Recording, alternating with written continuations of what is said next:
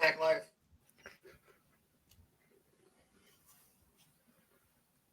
Welcome to Be Dicers and Pack Life and everyone in between. D&D TikTok, how's it going? It's your boy Daddy Tarzan. So I'm over here working on a promo video that I probably should have done a long fucking time ago.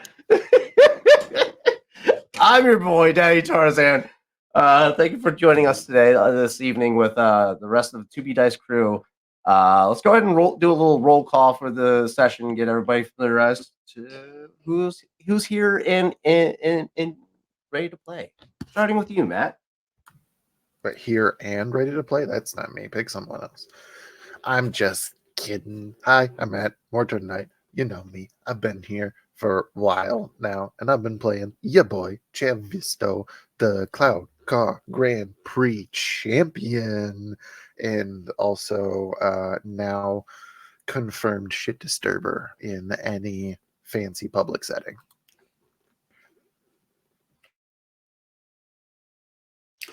Hi, everybody. I'm Matt. I play the Grand Prix winner, Chap Visto. You know me. I'm really cool. But, I'll let my friend here do that. So instead, I'm going to play Victor _ the Story Weaver playing Oho. So, yeah. Take it away. Playing another dude disguised as another dude. Who is he? Nobody knows. Right then. Hello, everyone. I'm the one and only son of a ghost himself. Today I'm playing your resident spooky, not really spooky, just dynamo expert Raw, ready to blow things up, ready to make sure everyone understands not to mess with the brothers today. Yeah, it should be a fun time doing this little hacking computer thing today. I'm excited. Hello. All right.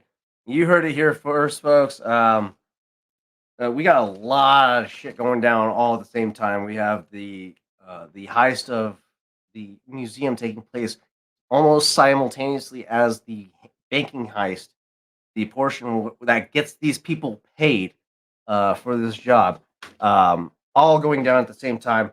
How this is going to play out can only be to be diced.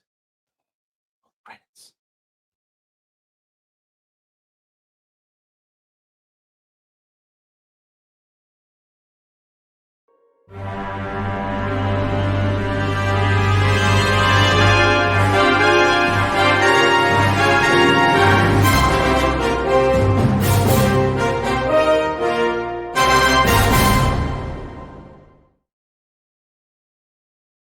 All right, so we find ourselves returned back to the quiet and that's a little loud. Not very quiet. Not very quiet there. I'm not like that one. Let's go with Mystery. There we go. We find ourselves back at the museum after hours. The museum has fallen quiet with the small murmurs and side conversations taking place between the roving guards, both provided by the museum itself, and the additional staff provided by Mars Grayson, headed by the security officer in charge at this time, Burn Axis. Not much is known about Burn Axis aside from the fact that he's one of the targets that was not one of the targets most prominent persons of interest into Mars Grayson's personal security. The security was left at the museum overnight to protect an asset that was just sold off at an auction at the gala that was held annually every year to auction off various items of sorts. This just happened to be an item that was of the more illegal nature.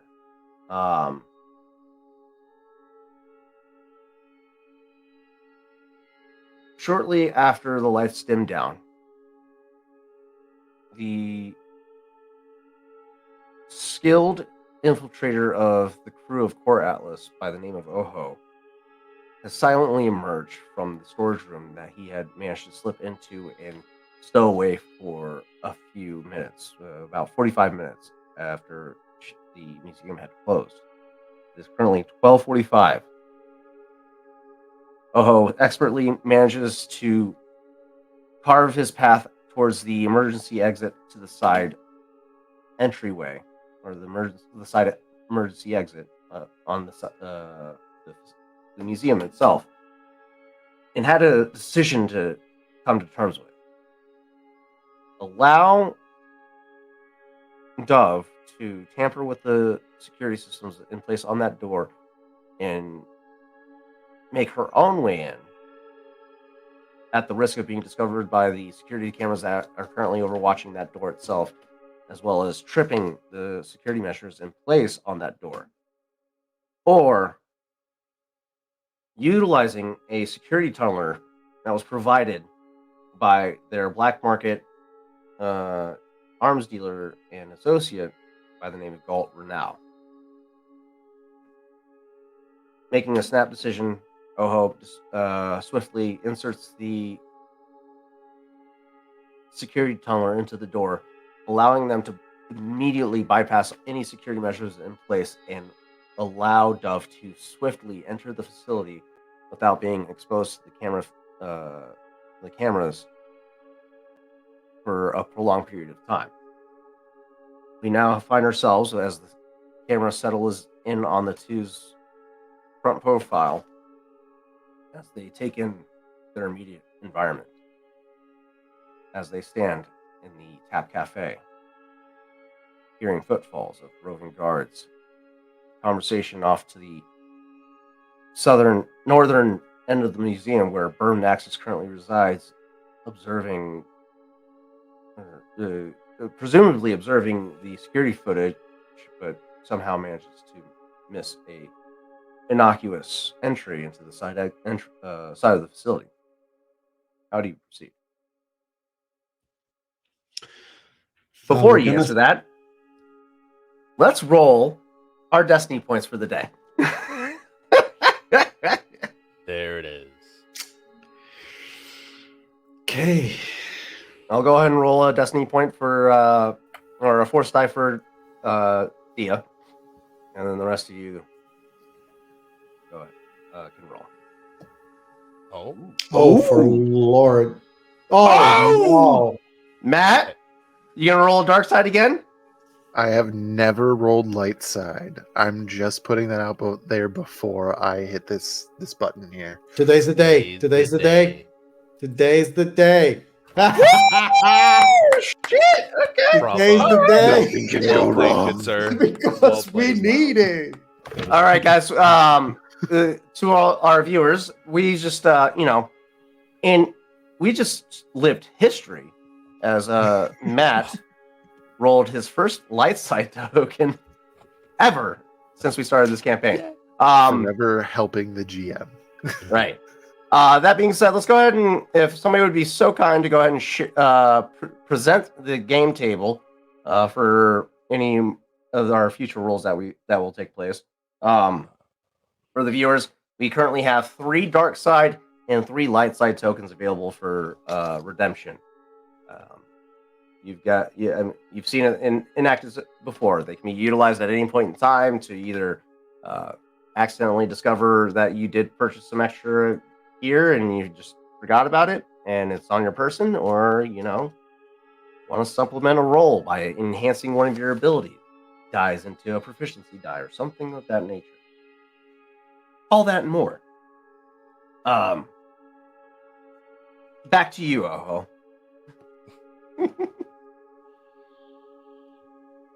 Um,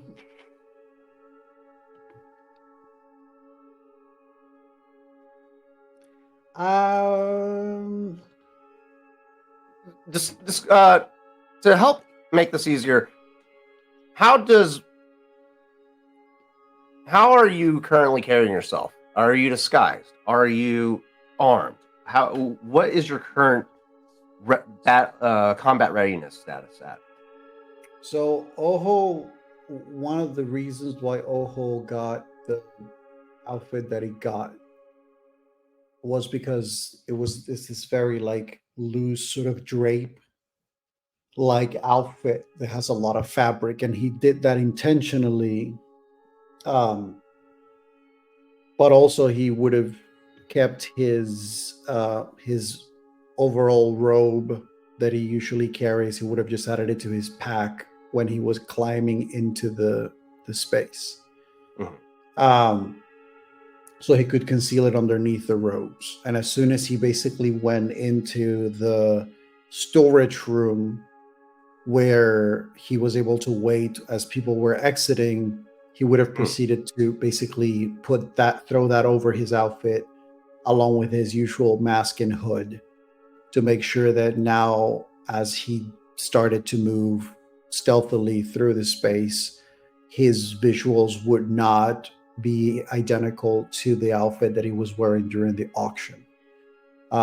He would have made sure also to like remove whatever like jewelry he would have been carrying during the auction to like enhance the glam of the look.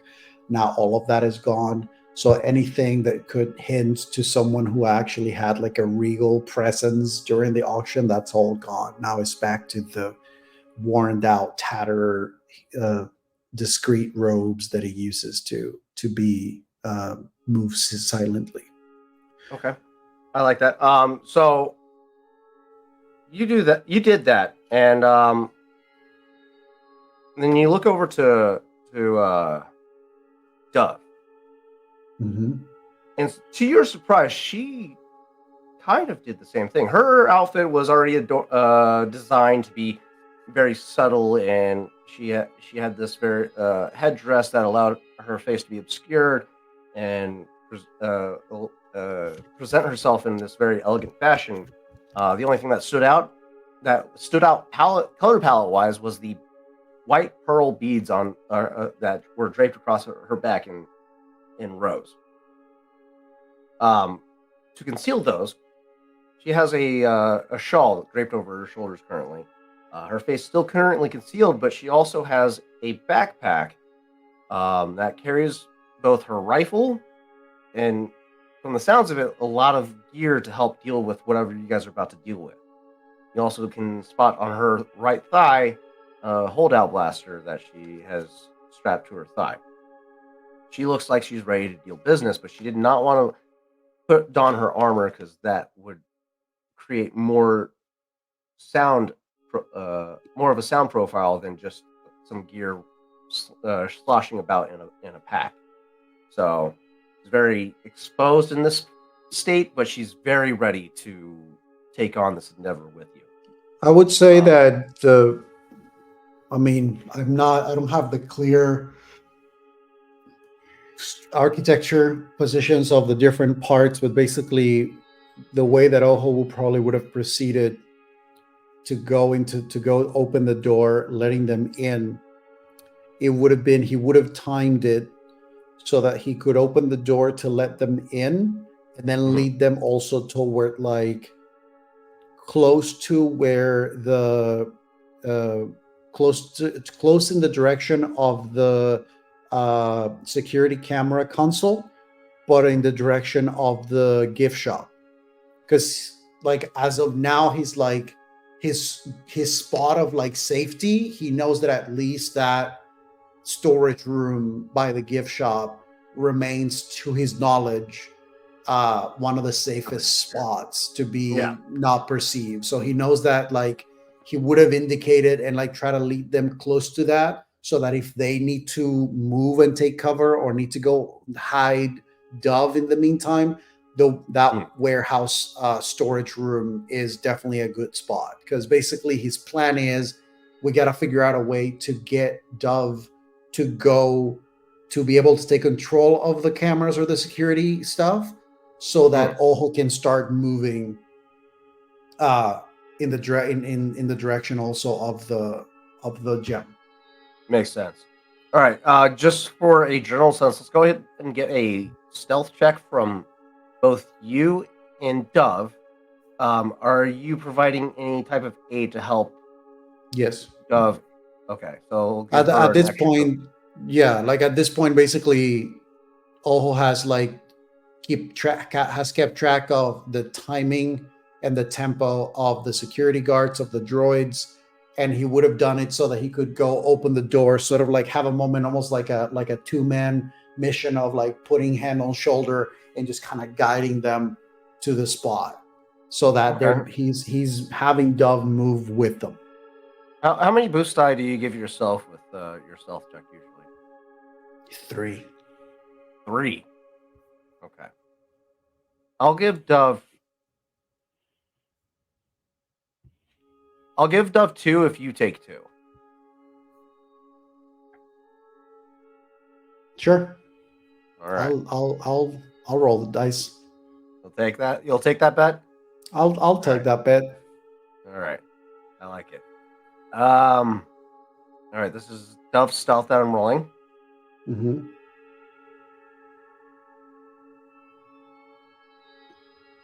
And then just stealth roll from you. This is just going to be an Damn. Okay. All right. This is going to be contested against an average difficulty from the both of you. Wow.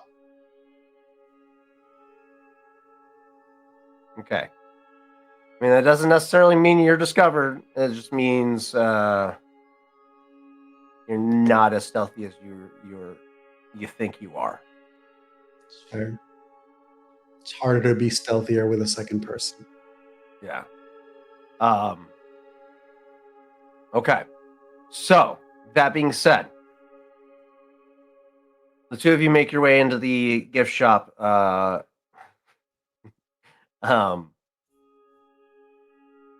Quickly carve your path through. It's an easy transition. You know the blind spots of the cameras between the fire emergency exit, the Tap Cafe, and to the gift shop. So you utilize the shadows to the best of your ability, and you manage to make your way into the gift shop in a blind corner with relative ease. The current position, 12:45 of the security staff is going to be. Where's their security measures? There we go.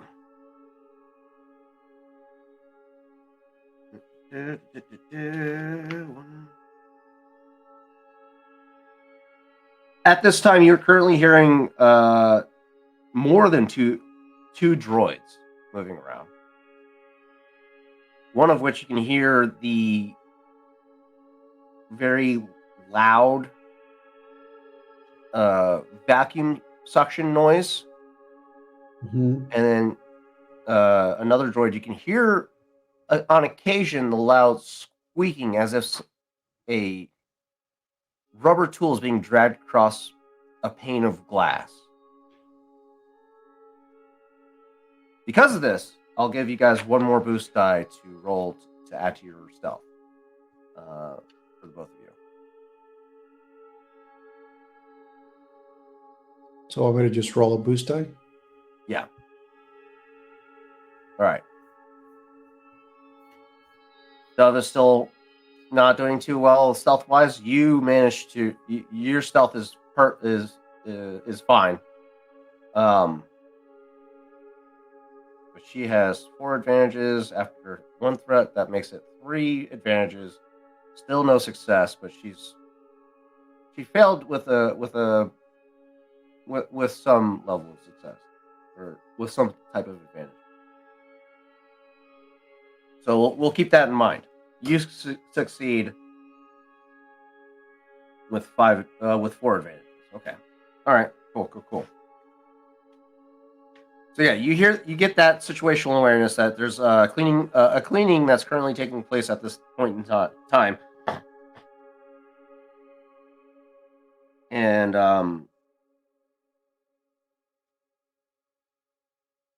boot print, the footfalls. There's the rotation for security. Not this one. No. Rotation for security. Okay, here we go. Ooh, they just missed you. The human security roving guard just missed you, and you can hear them in the room adjacent to the Tap Cafe. That's going to be for your situational awareness. There's the map. Too far. Too far. Give me the map. Give me the money. There it is. Okay. So they had just exited the Tap Cafe and went back into the exhibition hall, making their way towards the Wonders of the Galaxy exhibition room. So you get a sense that the security, both the human security and the automated security, are both making their routes, taking them towards the display room where the Kruska gem now currently presides.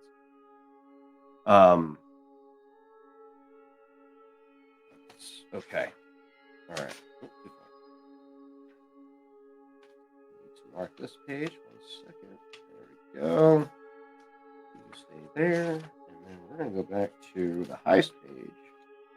There we go. Dove on one hand is going to silently pull out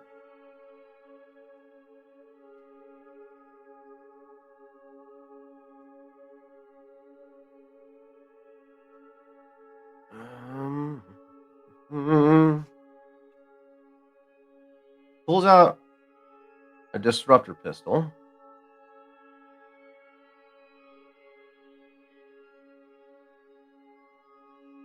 And a disruptor pistol does. Oh, that's against mechanics. Fuck. She doesn't have. Question for the group, because you guys would have handled this situation prior to the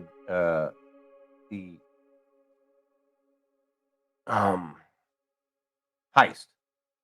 How would you have split the gear? Because Rawl, you canonically you only have possession of the gear prior to this mission, and you had brought it back to the ship. So before this heist even went down, I'm sure there would have been some type of disbursement of gear amongst the crew.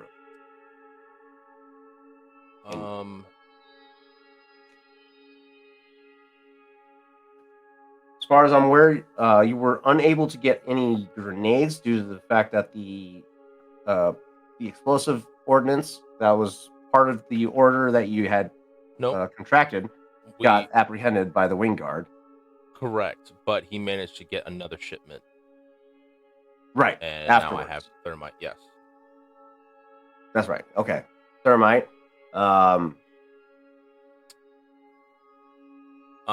You have disruptor pistol or ion pistols, if I'm correct. Mm-hmm. Which I would assume you would have one on you to deal with the droid on your end. As far as I'm tracking for what Brawl has, he has two slug thrower pistols, an ion blaster, 2 thermal detonators, and a collection of grenades, plus whatever he had before. Mm-hmm. I believe Oho had also got an ion blaster, and he still has the rifle that he got from Galt for the original bodyguard mission. Right. And I believe he got another rifle. Oho would have not have that stuff on him because of the infiltration into the auction. Okay. Yeah, the only thing it would have caught attention because he was walking through the auction, so he wouldn't have had like any items that would have shown up with the outfit that he was wearing. Okay. Would you have wanted the shock gloves that Rawl has? Yeah, if there were shock gloves, those I can conceal. Yeah. Yeah, that was part of the original stuff that Raw has. So if you had need of it, then yes, it would have been handed over. Oh, did you have an ion pistol? Yes, that was part of the deal that we got from Gold. We both got 2 ion blasters. Okay. So then, in that case, it wouldn't be a disruptor pistol that she pulled out. It would have been an ion pistol because your job here isn't to kill anybody; it's to steal a gem. Yeah, I mean, Unless I don't know that honestly, just because he's not very, his skills are not in small weaponry, in light weaponry. Uh, like if it would have come to things like blasters, there's a chance that he would have just relied on like his brass knuckles, the shock gloves, and being able to summon his blade and pass on the blaster to somebody else of the team for the heist. okay, Probably Dove then. Dove Since Dove could have had Dove, yeah, Dove I believe has the ability to utilize small arms. Oh yeah, absolutely. I just wanted to make sure. So yeah, she has a ion blaster, and I can't make changes to her character sheet, so we're gonna just have to improvise. Pistol. She gets 3 ability dice for that. Okay, that's fine. I just have to calculate whatever stats are for the ion blaster.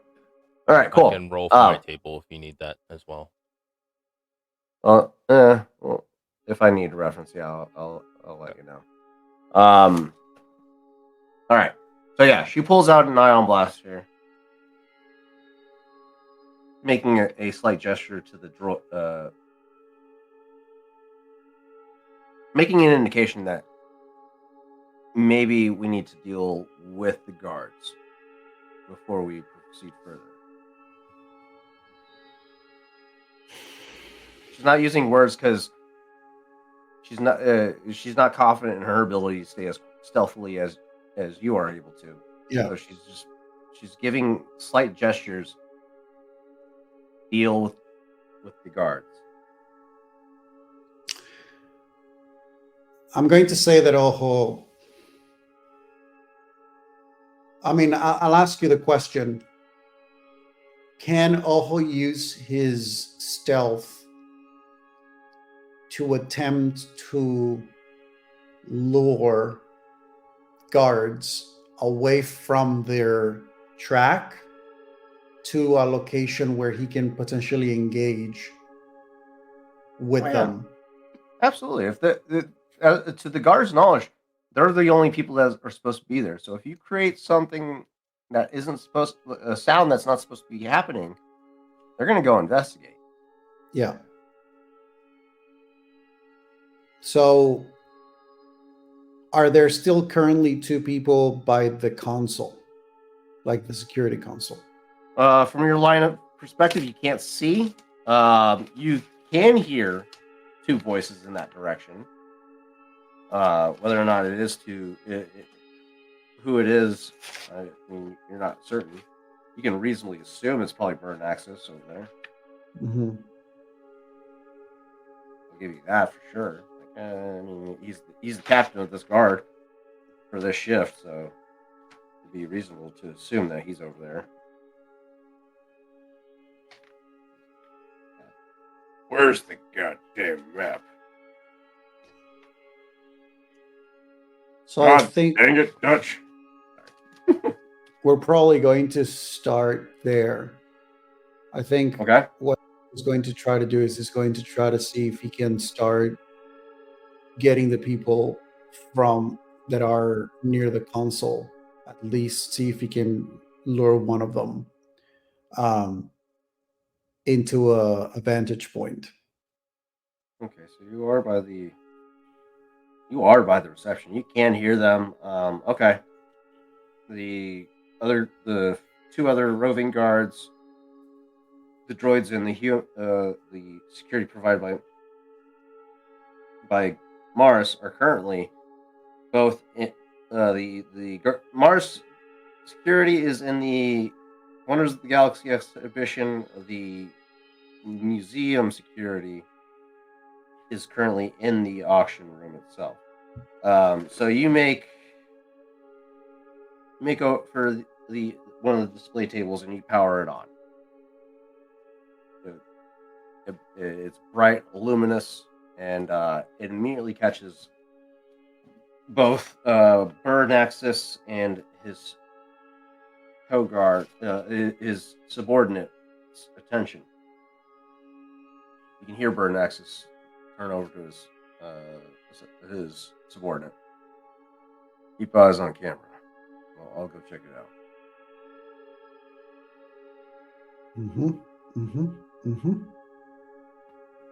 You move further back into the depths of the, or actually, you move closer to. I would say, yeah. You get in a position that would be act as an essential blind spot, shielding you from the light of the display itself. And what's your direction to Dove before you do this? Stay in position? It's basically be at the ready. So because what he's trying to do is he's trying to lure this guy, even if he needs to do like a one sound, then another one, just to like move them a little further away from the console enough so that whatever happens is not heard, or as much as possible is not heard as much in the like main area where people are doing all the rounds. So he's like trying to lure him as much away into either like the gift shop area or some other adjacent room, and having like basically where Dove is already. So we're like, so that he's gonna move because he knows he's more stealthy. He's gonna be the one trying to like make the sounds to lure them in, so that then both of them can engage. Gotcha. All right, we're gonna utilize my little DM window here for visual representation for you. Dove is currently tucked away in this little corner here behind some shelving that allows her to have direct line of sight on both you in this upper right corner over here. There's a shelving right in this area right here that allows that's projecting a shadowy cover for you to help obscure your visage. So you're in this corner, heavily concealed by darkness, and Bird Axis is going to come up from up here and come investigate this little display that's lit up right here in this area. So Bird Axis, you hear his footsteps, and you see him pass right in front of you. At this time, we are going to do a vigilance check.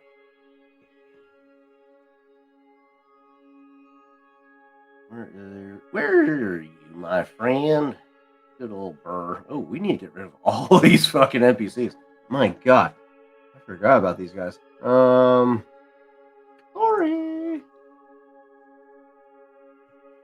One second. Let's get rid of these guys real quick, and then we'll get to Roland Burr's vigilance.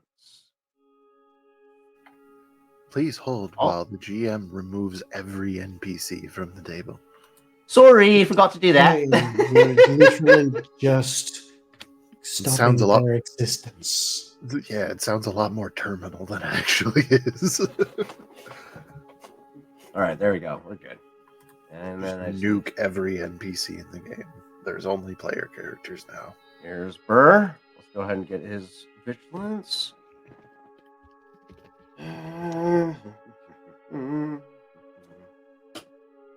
Okay, vigilance. Where you at, buddy?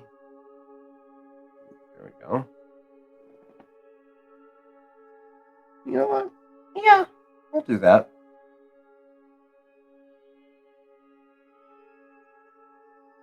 All right. He's going to have a hard difficulty with a challenge rating of 1.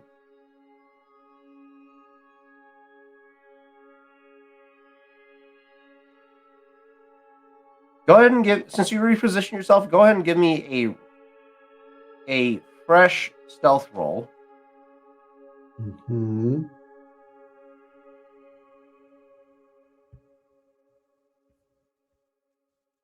Can't touch this. It's going to be a hard difficulty for you, just the same.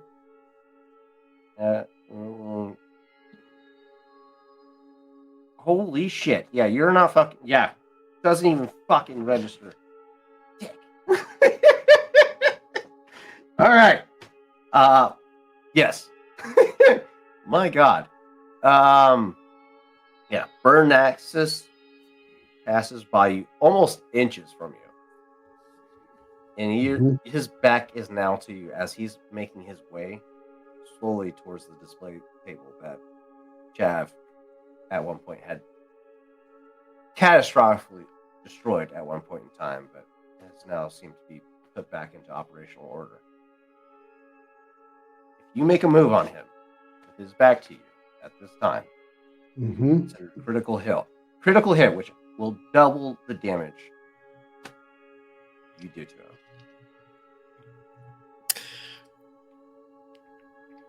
Is that so? When you say critical hit, you're not talking about a triumph. You're talking about like whatever the damage is, it's doubled. As long as you manage to hit, it will double. Okay. So remind me again how I do this. I need to. There's a weapon tab on the right side. You like that. And then it's burn axis, correct? That's your target, correct? Select engaged range and what weapon you are planning to use. Okay. Escape or kill him. Now here's the thing. Because this is before the other target has taken any action, I get my quick strike passive, which allows me to get another boost die. Ooh.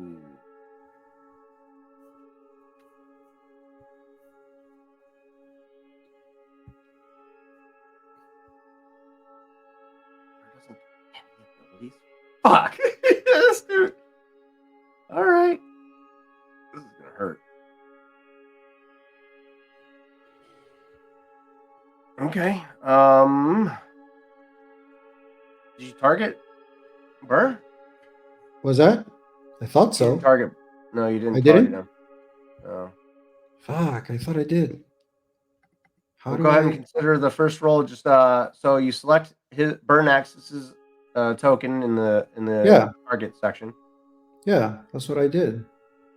And then you select engaged range, and then the weapon itself. Oh, that's what it was.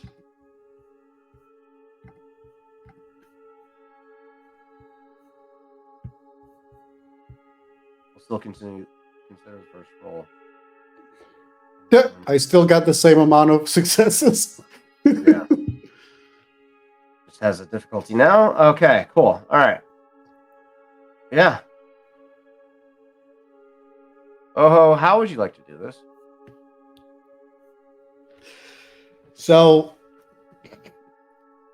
this guy goes to investigate.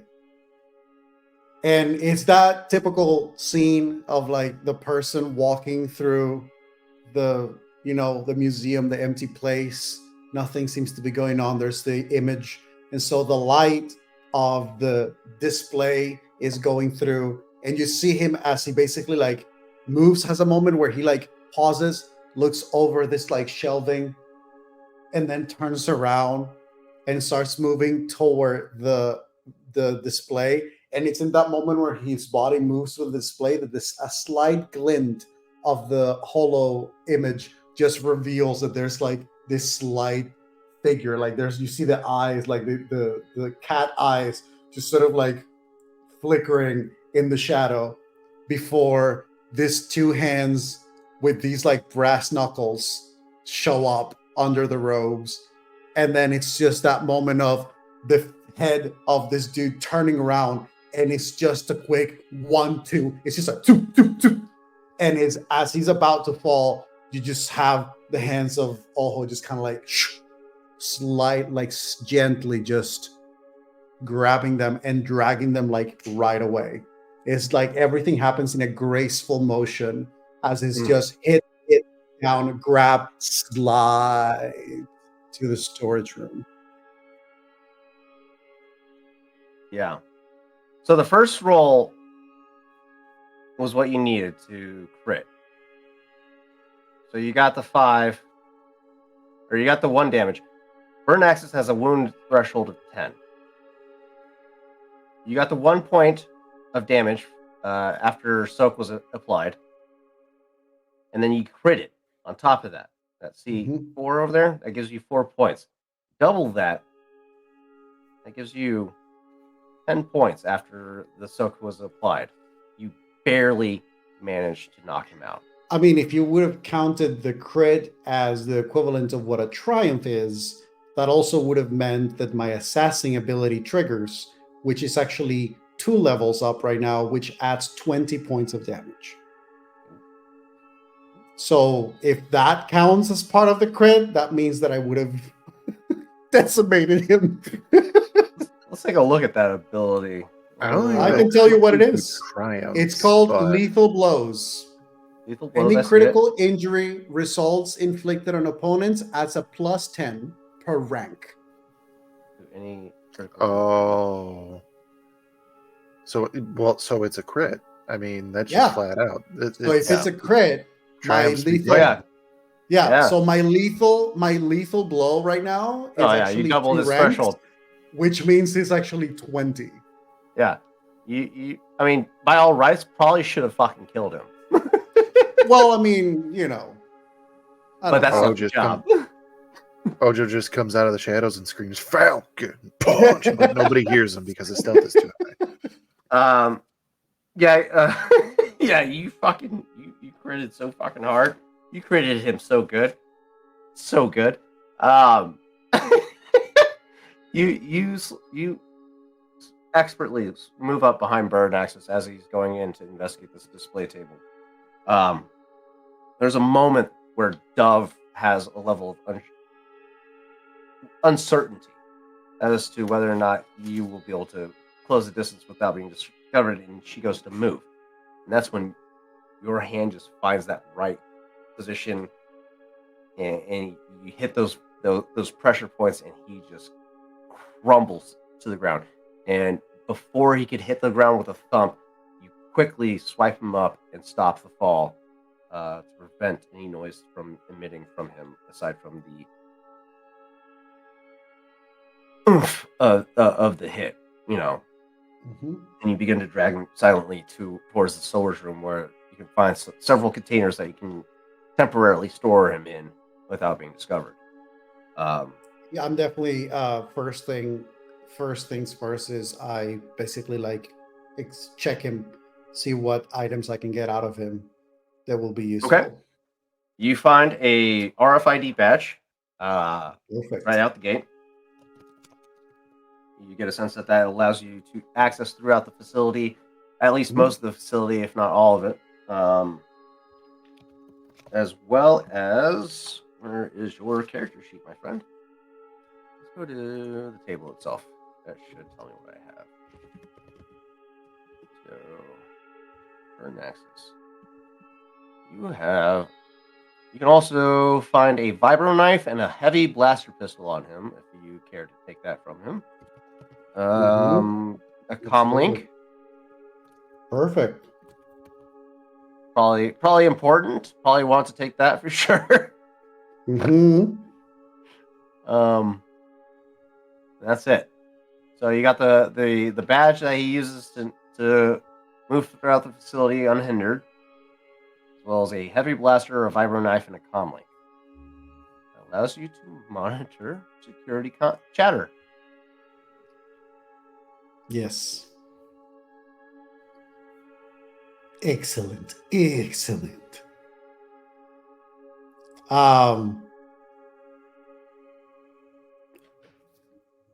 Did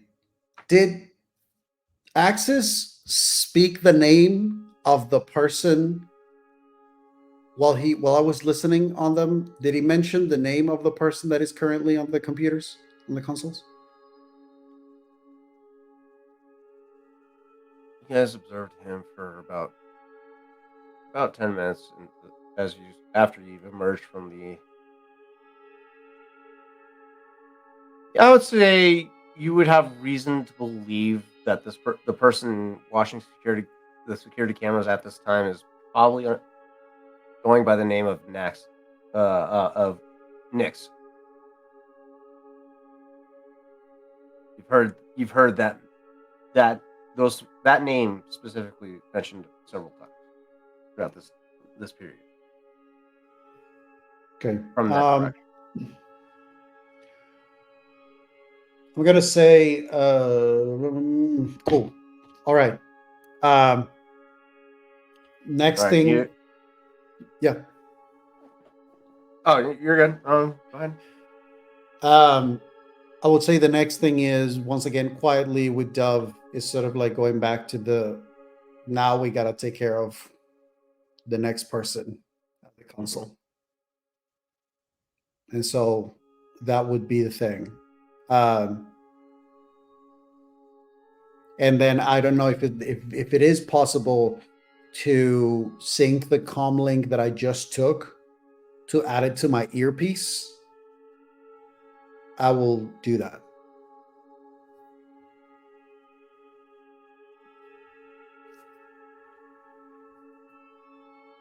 All right.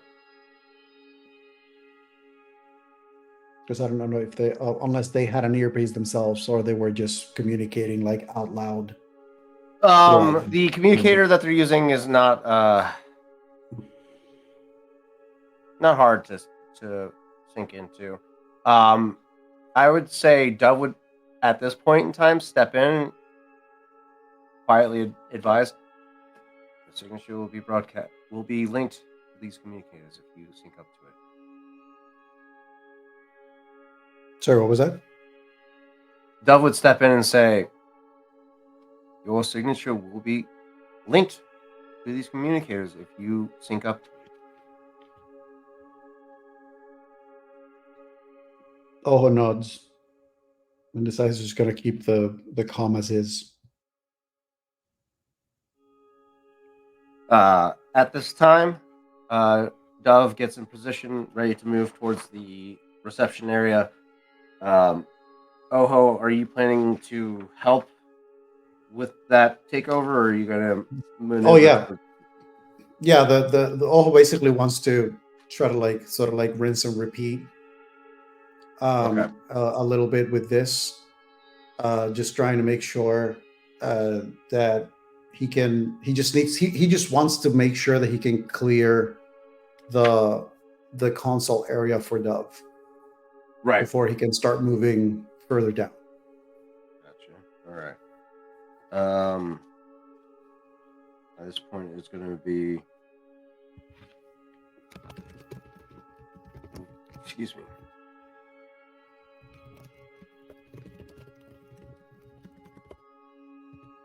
By this point, it's 1:30.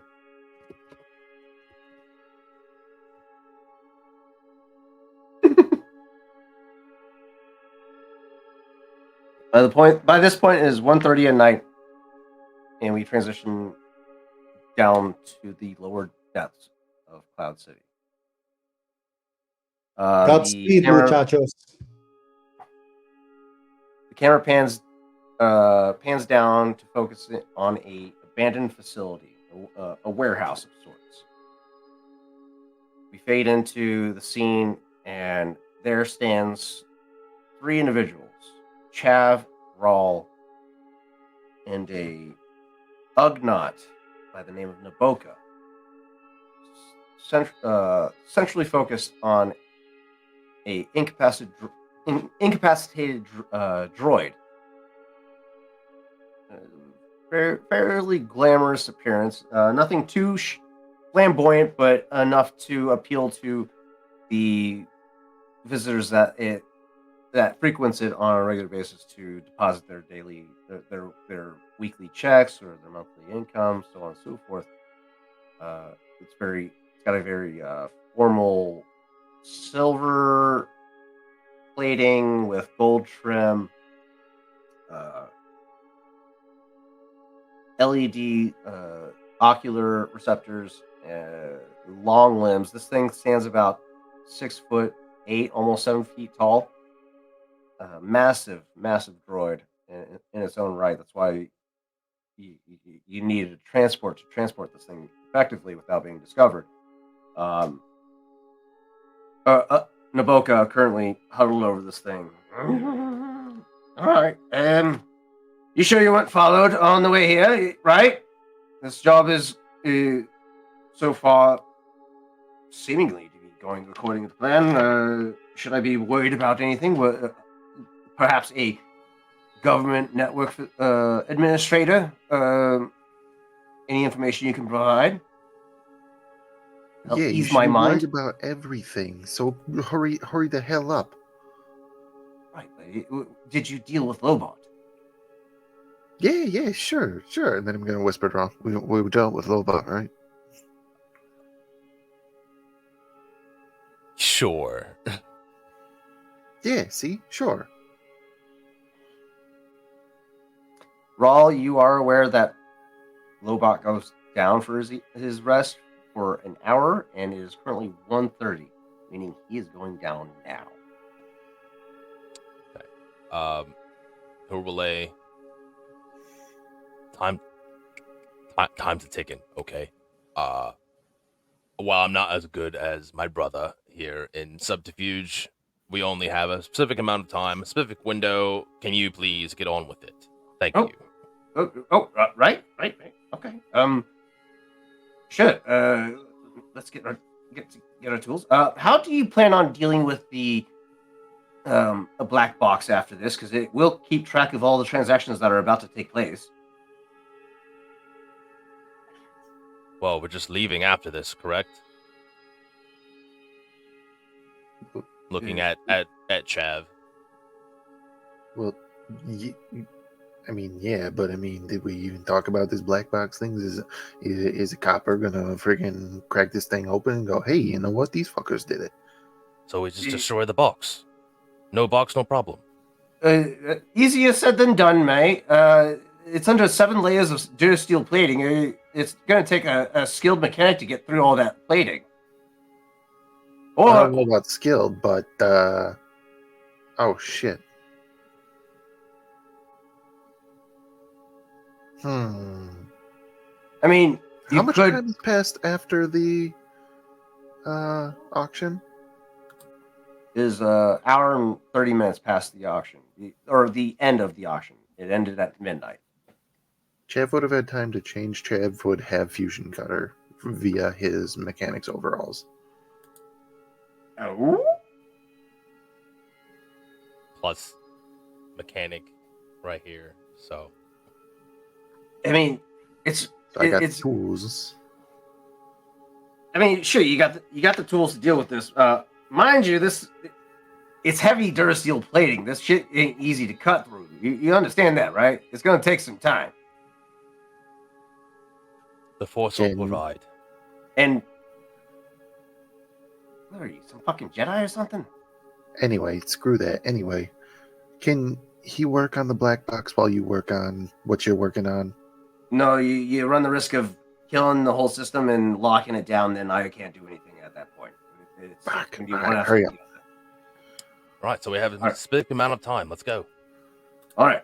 So if shit goes sideways completely, all right. Just mind you, we have another option. We could just drop it off the side of the fucking Cloud City into the atmosphere. Hope the powers above that, it disintegrates in the atmosphere. Rawl's thought process is like, what if we tack a bomb to it and drop it? But it's like, no. All right. Did you get the encryption sample from the government facility? Yes, we have that. Give it. Rawl has that, correct? That would have been given to Rawl. Okay. Yeah. Then yeah. Logistically, yeah, everything would have been dispersed prior to this. So yeah. Right. Yeah. He hands it over quickly, shoving it into his hand. Thank you. All right. Here's how this is going to go down. I'm going to start slicing through these security measures. All right. If I start running into problems, it's going to increase the likelihood of the Wing God catching on to us. We have maybe about a 4-hour window. All right, if that does come to pass. Mind you, no other hiccups come along the way. You know. Are we sure this thing isn't gonna take off on us in the middle of the slicing job? Did we take what measures did we take? Is it fucking incapacitated? He would have gotten the inhibitor cuffs from Dove in order to restrain this droid. You're relying on cuffs to stop a droid. You see how big this fucking thing is, right? Oh yeah, what kind of inhibitor cuffs do we have? The same ones that we got from the mining colony. I believe we had 3 of them, to my knowledge. The restraining bolt? The restraining bolts. Restraining bolts, yeah. Sorry. Restraining bolts only... Okay, so yeah, that was placed on them, and they work to a degree. I will point that out now. Can we put more than one? That's not going to do more... That's just going to keep it still within your range of control. But... Okay. So, to your guys' knowledge, droids are still able to exhibit their own personal programs and behaviors, even with a restraining bolt in place. A restraining bolt only keeps them localized to you.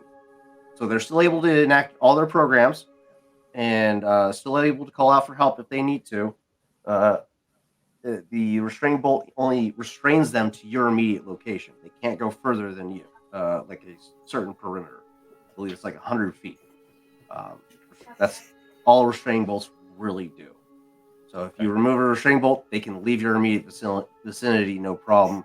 A restraining bolt will also allow you to deactivate them temporarily. They have to go through a hard reset, which by this point is about to round up or finish up here in a minute for this droid, because he can't work on a computer that's powered down. He has to wait till it powers back up. So you guys have to take measures to make sure this droid remains in place. Okay. And droids are pretty strong. This droid is built pretty fucking tough. Above the table, I have access to the manipulate force power tree. Now it's going to be a little bending of the rules a little bit, but it goes: the force user shapes machine components on a molecular level, allowing him to mend damaged mechanical systems. Force user may spend a force die to cause one vehicle or starship to be he's engaged with. It's not necessary anyway, but the molecular level. Now it does say mend damaged components, but can that be also utilized to inhibit chemical components as well, since I'm affecting molecular level? What ability is this? Destruction? This is manipulate. Here, I will. Boop, boop. Here, oh, it's one of your. Oh, pop up here, unless it's in here. It's under. Hang on. I will send the wiki. Oh, it's not part. It's not on your character sheet itself. I'm trying to. I'm back. I'm backlogging right now. No, you're good. As long as you got the experience points for it, it's fine.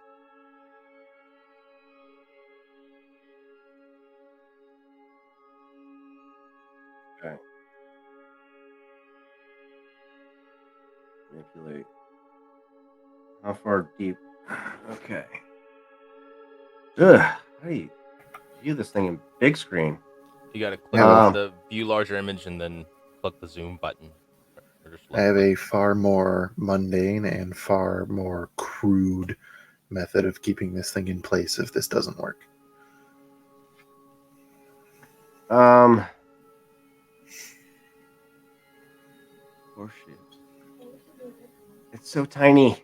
Yeah, click see full size at the top, and then there it is. I see it. zoom Yeah. There you go. I see. That should make it easier if it would load. Come Tarzan is so close to his camera. on. I was having a hard time reading this shit. Like, what the fuck am I looking at? I can't see. And it won't fucking zoom in. Oh, there we go. Okay. My glasses are a little fogged up here. I can't see. All right. So these are more designed for a starship or vehicle. I mean, good. That In theory, first line. Droids, yeah. Yeah, 1 damage.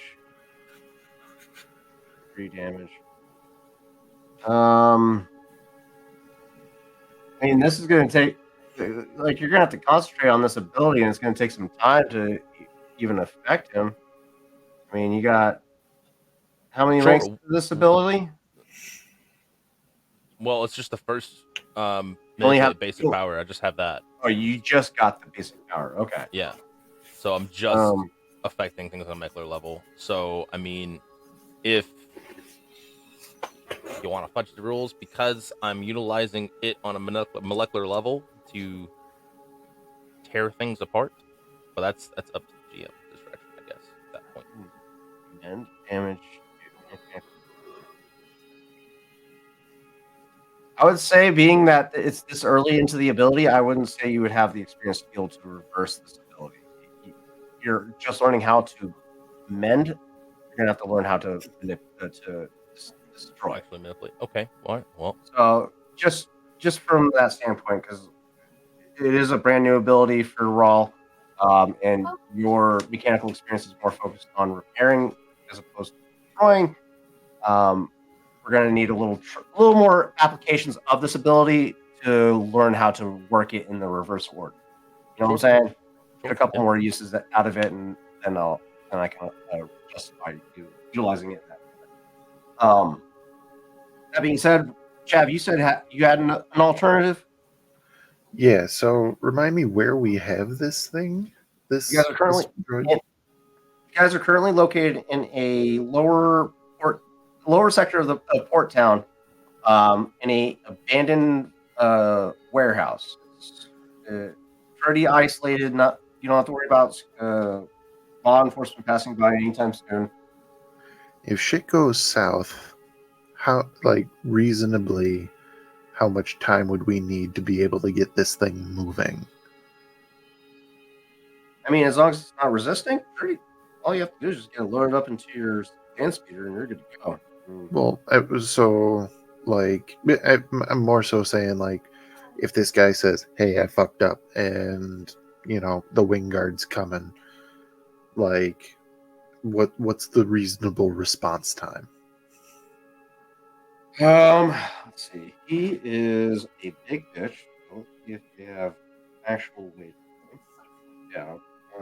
No, the response time of the wing guard showing up to our location. Oh yeah, Wingard. He did just mention that it typically could take. They could track you down within a 4-hour window. The boat could just 4 hours. Yeah. Okay, so that's plenty of time. Chav's crude method of doing this.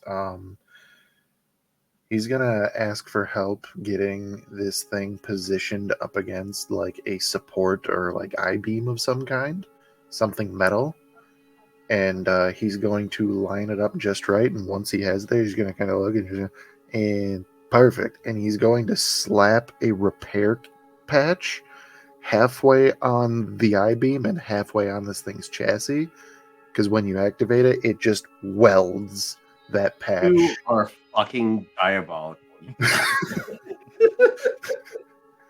So he's gonna weld this thing to a support beam of the truck. No.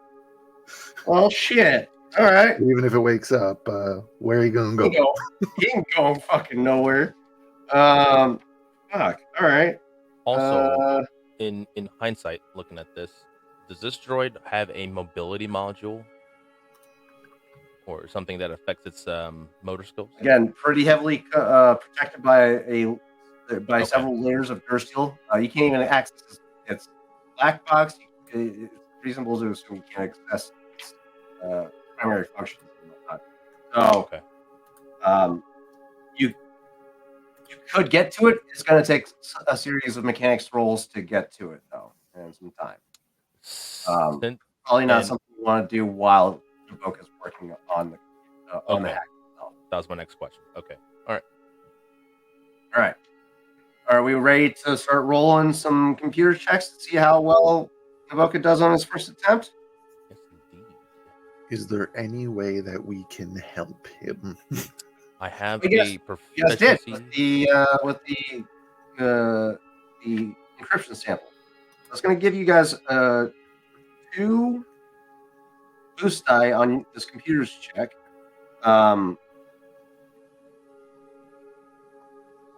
This check- Those Since I computers- have a proficiency die, can I also add a third boost die? Or yeah, a third boost die.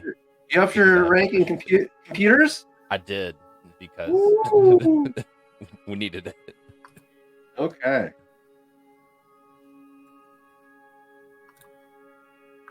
Yeah, I'll allow that. I'll allow an extra boost die with the help of Rawl having some understanding of how computer systems work. You would have you'd be able to get Naboka the tools in a quicker manner as opposed to him just fetching it on his own. You kind of have like that preconceived knowledge of like, oh, he's encountering this problem.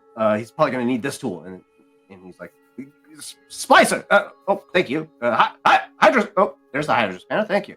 So like, you're getting him the tools that he needs as soon as he's calling for it. So I'll give you an extra boost die on this computer's check. This is going to be combated against his subroutine computer's check. Okay. Sidebar left. Gentlemen, how do we feel about giving this guy a light side token? Not for the first roll, I would say. Okay, that's fair. See how. Okay. Yeah, all you have to do is just check out Naboka's character sheet. You should be able to see him. Good. Unless I didn't reveal him. No, I did not. Can't see him. I'm a silly bitch. Show full.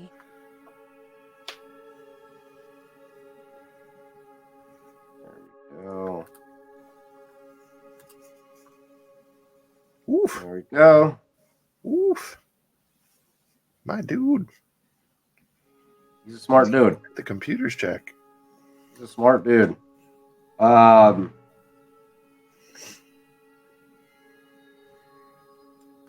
Effective intelligence.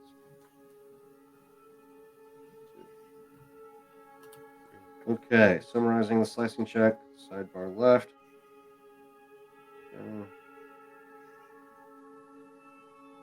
Ooh, you guys dodged a bullet not having that fucking encryption on hand. All right. You're making a computer's check with Naboka.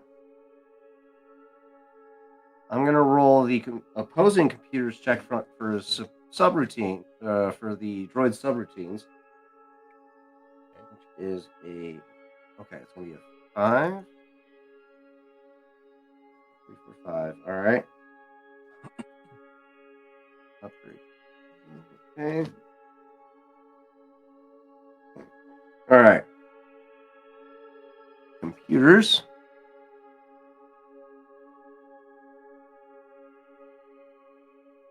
Okay.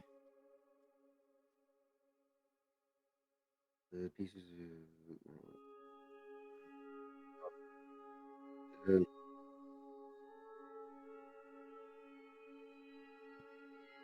Okay. All right. Okay.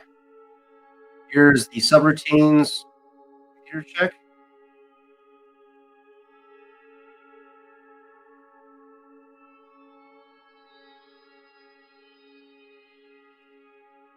Okay. All right. Here's Naboka's.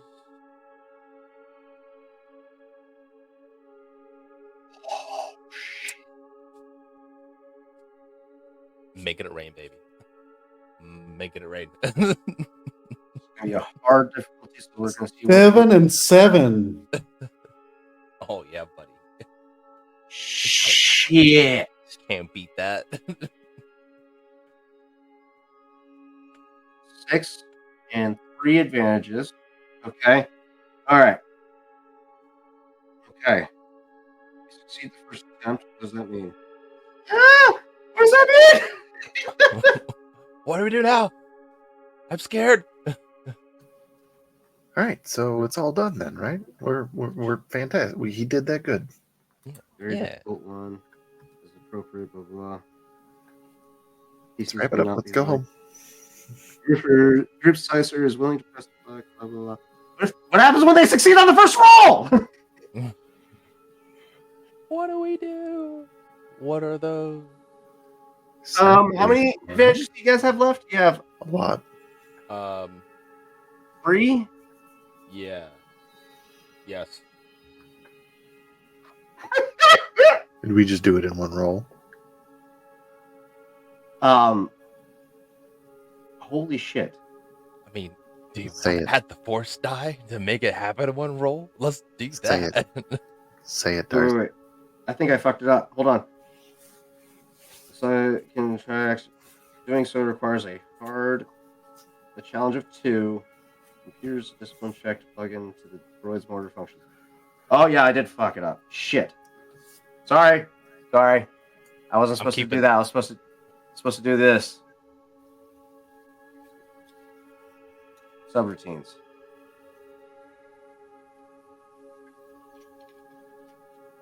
Okay. Bitch!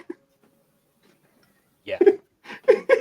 Yeah. Oh, shit, So even okay. more advantage. Give me. I was about to say, so we're doing better now. That was to disable his motor functions. Oh, fuck. Oh, shit. Okay. Yeah, no, you guys just fucking, okay. All right, whatever. Fuck it. Yeah, Naboka he gets into the zone. Raul, you're in there with him, and Naboka's just hacking away. I just went. Oh, thank you. Security. Thank you. And he's just you're in the trenches with him in that cyberspace, Raul.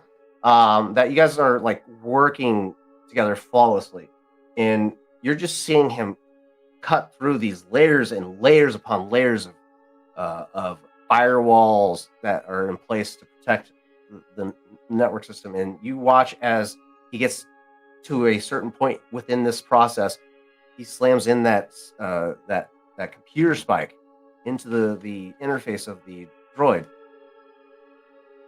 The screen goes black, and the 3 of you sit there in anticipation, anxiety at an all-time high as you wait and wait and wait.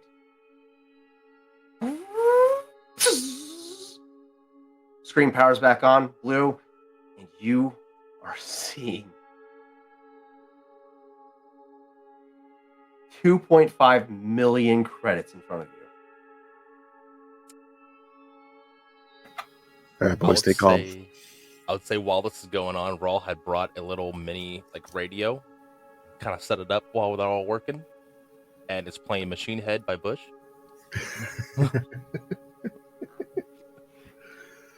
Fucking love that song. I think it's only fair at this point in time that we negotiate a bit of a raise, if you will, for my contribution into whatever this is.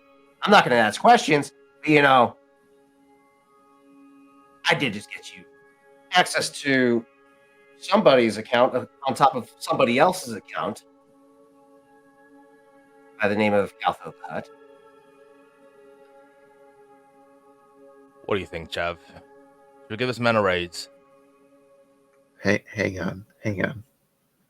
Yeah, I don't know if this is Matt not quite getting this, but we have access to 2 people's accounts right now. You got access to the bid itself of 1 point. What was the final number? 1.5 million. And that 1.5 was million, from Horse? 1,501 credits and one. Wait, One credit. 1,501 and one credit. On top of that, you just got access to a portion of Caltho the Hutt's bank account that gave you an additional million credits on top of that.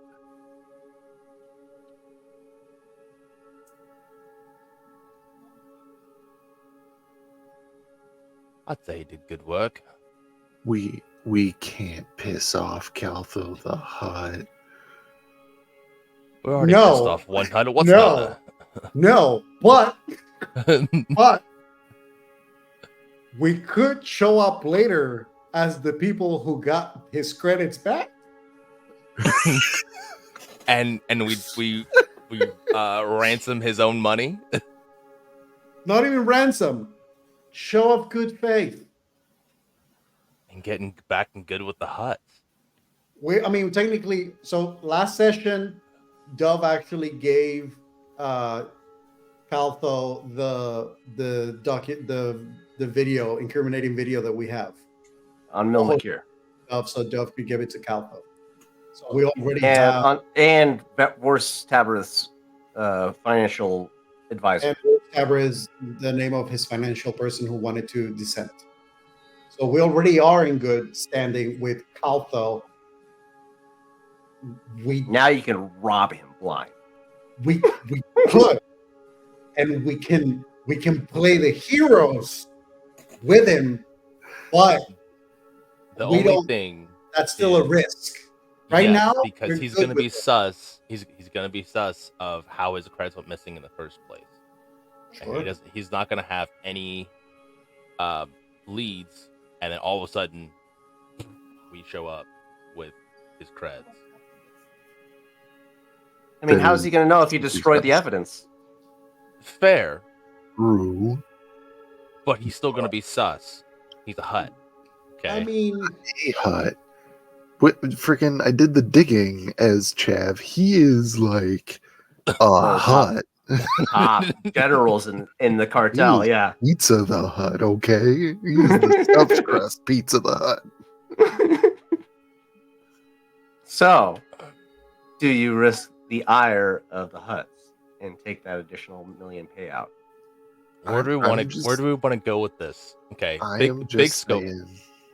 I am just saying, I don't think we should incriminate.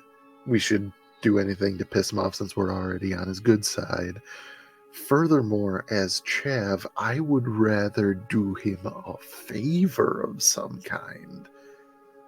Because Chav's not in the best position with the Hutts already.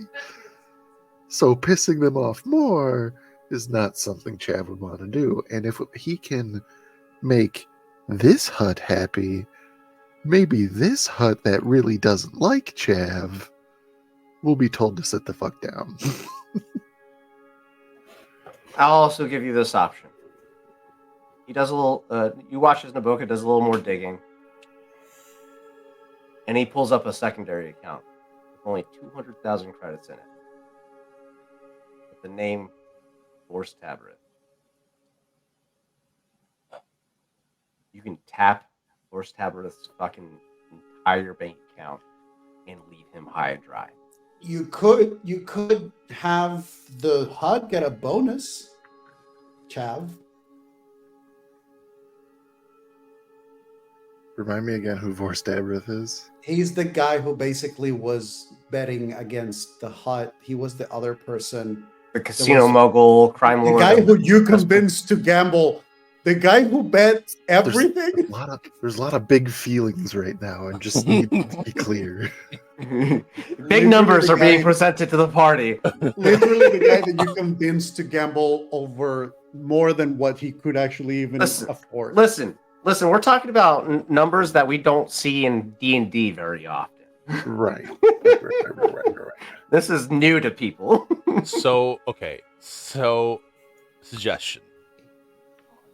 We take the 200,000, split it, put it into the Hut's account as a show of good faith, and we eliminate a rival that he has.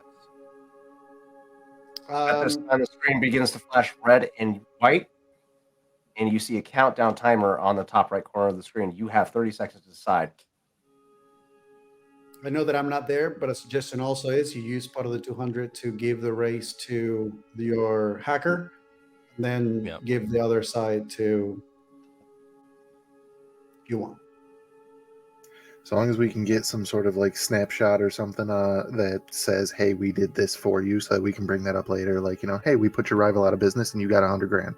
Technically speaking, Dove already has a connection with Caltho because of the fact that they had the conversation where she gave him the incriminating information and the financier. So if you wanted to, Dove could actually say, by the way, if you got a 5, bonus, Perfect, go for it. Four, Perfect, go for it. Perfect, go three. for it. We're Robin Vors blind.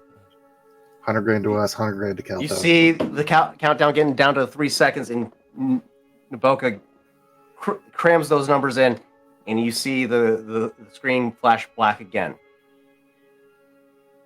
All right, at this point in time, you have a account number that you want these credits funneled to. I need that information time now. Raw's black card account. Yeah, unfortunately, we're gonna have to go with that. It's been There's no other. No. Directly affiliated to you? It's not, because it's under a Naboka- fake name.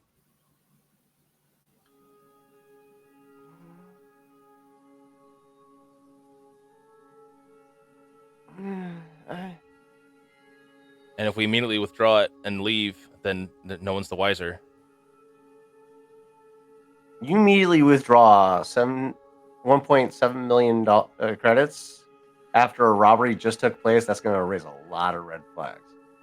No. Everybody knows you do something like this. You withdraw the maximum amount from a bunch of different ATMs. Yeah, exactly. So you have, to you guys' knowledge, you have a few options. You have the account information that was provided to you by R and Shen. But our Shen's in control of that account. R and Shen, that's the downside. R and Shen is in control of that account.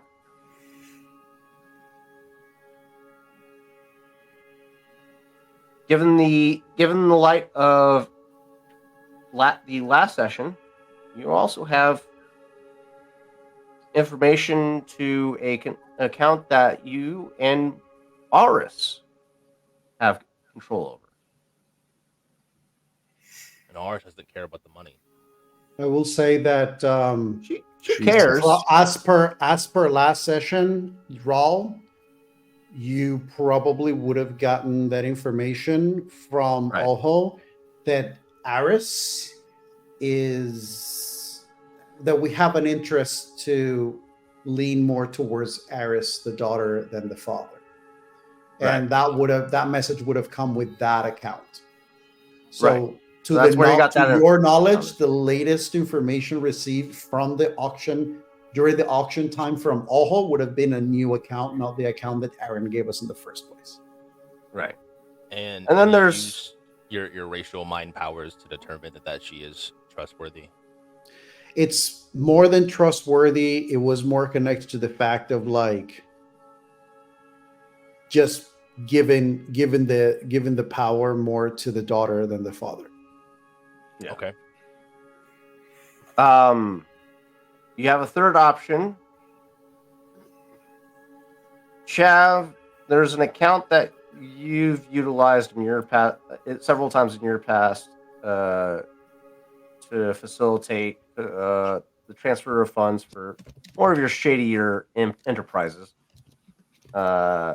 Given the nature of your line of work, I would say those would be your only 3 recommended options as to what you can use to finalize this transaction out. The black card is it's too risky given the fact that you have canonically used it on this planet. That's fair. So black card is no-go. We have this mystery Chav history account. Mm-hmm. We have Aris Shen and we have Arin Shen.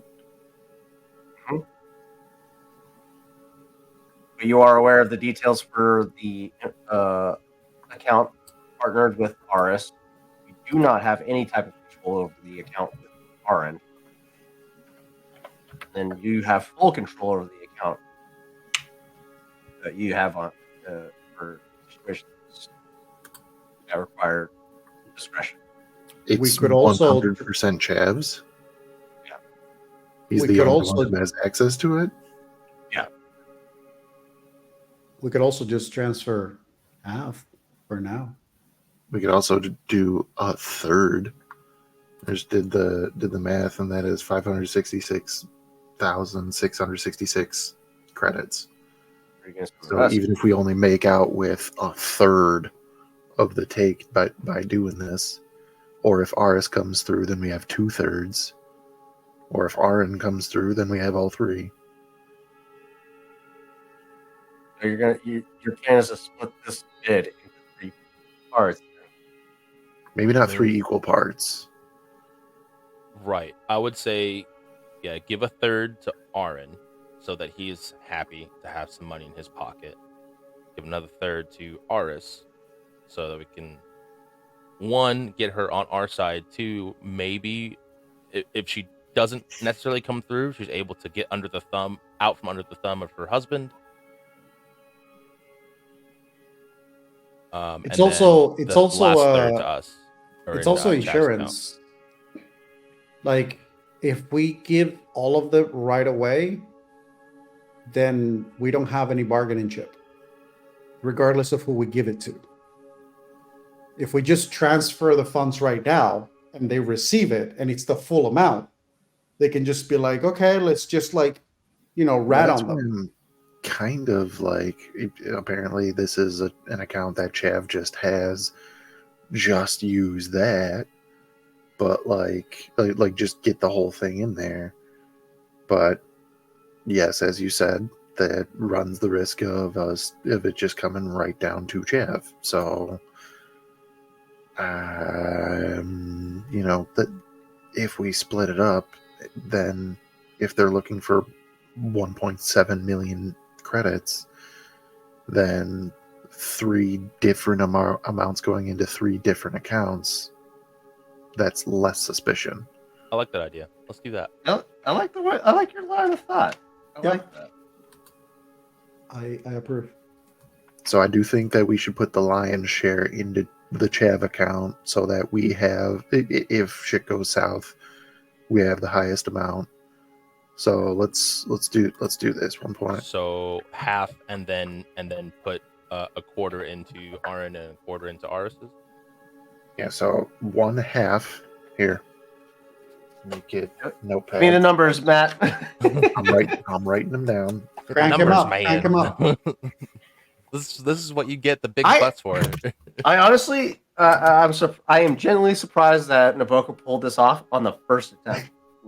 No That fucking was- lie. I love that. I love that it was just like, and this is why I get paid the big bucks. So let's talk about pay raise. So That's we took what that money from that where 200 Stabrith is. yeah. Yeah, Okay, 100 so of those. half. Okay, so half of the total amount into Chav's account, that is 850,000 credits. So that means that we have 850,000 credits to play with. So this is what I'm gonna do.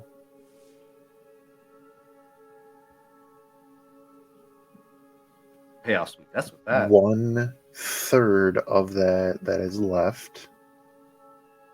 So You also just pay 200. the other half. Well, that's the thing, because we trust RS more than we trust RN. Sure. So 283,333 credits specifically going to RN, because that is 1/3 of the half, and then 2/3. So Repeat that last number. 200. 283,333.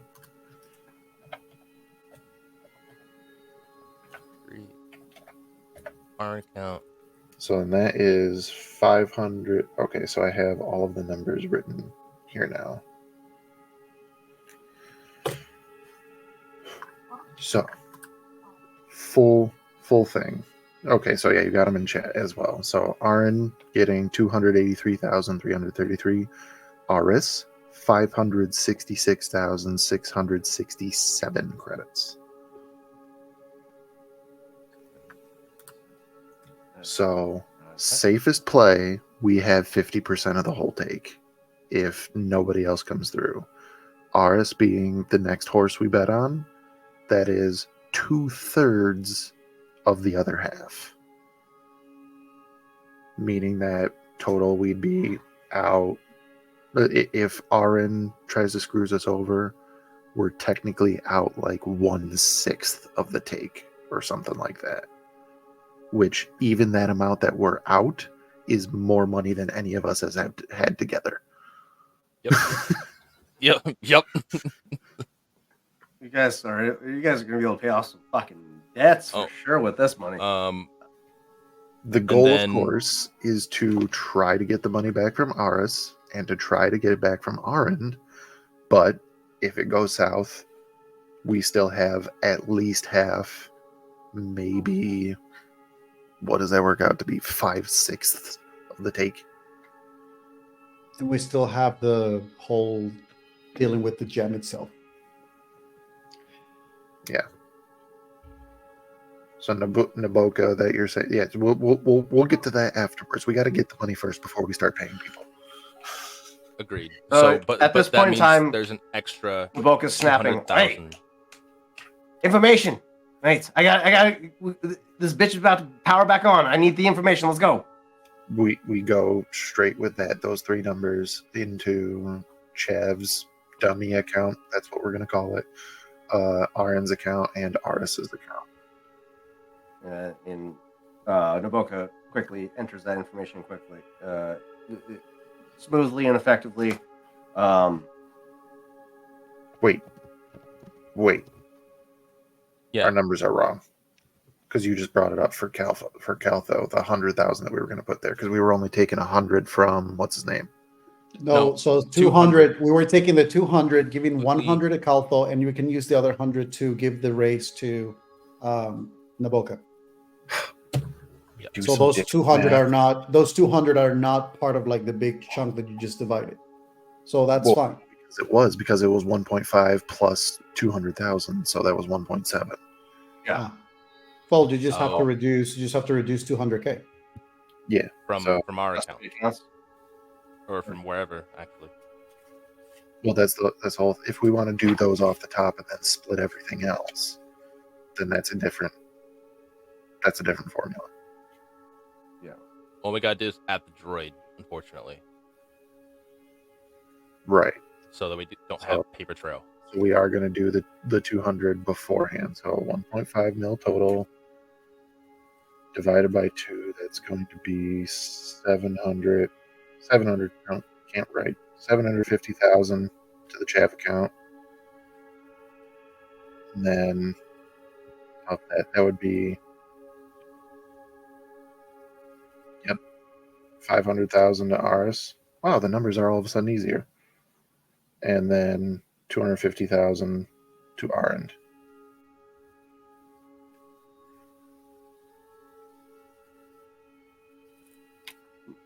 And then Easy peasy. 100K to Naboka. 100K to Caltho. That is everything accounted for. You guys are so generous. Thank you. Oh. Well, as he says that, as he enters the final information. Well, my job here is done. That was a breeze, wasn't it? Black box. Because, this thing kind of poses a threat to me, too, as well, given the fact that, we just transferred a bunch of money to individual accounts. Granted, my accounts are offshore account, so I don't have to worry about it too much right away, at least. But it's still suspicious and can be traced if this black box remains. So, what's the plan?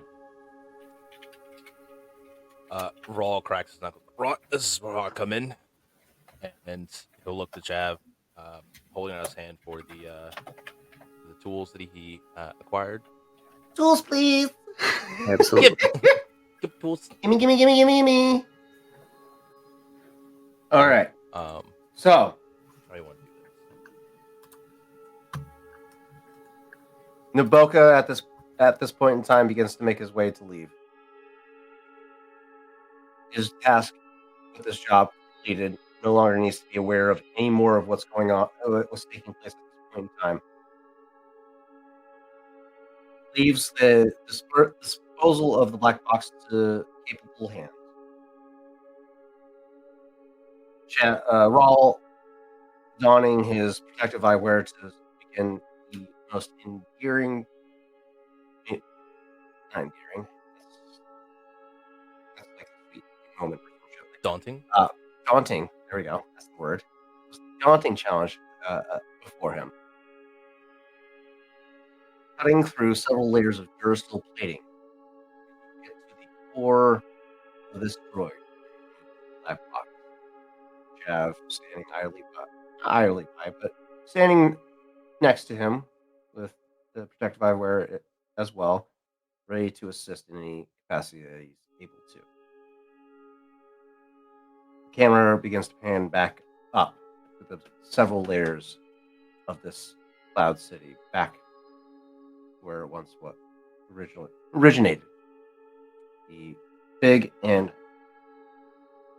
the Ecclesias and Fig Museum, where we currently find ourselves focused on Oho and Dove, making their way towards the reception desk quietly, stealthily. One with electrified gauntlets on their hands, and the other with a blaster in hand, ready to deal with the challenges to come.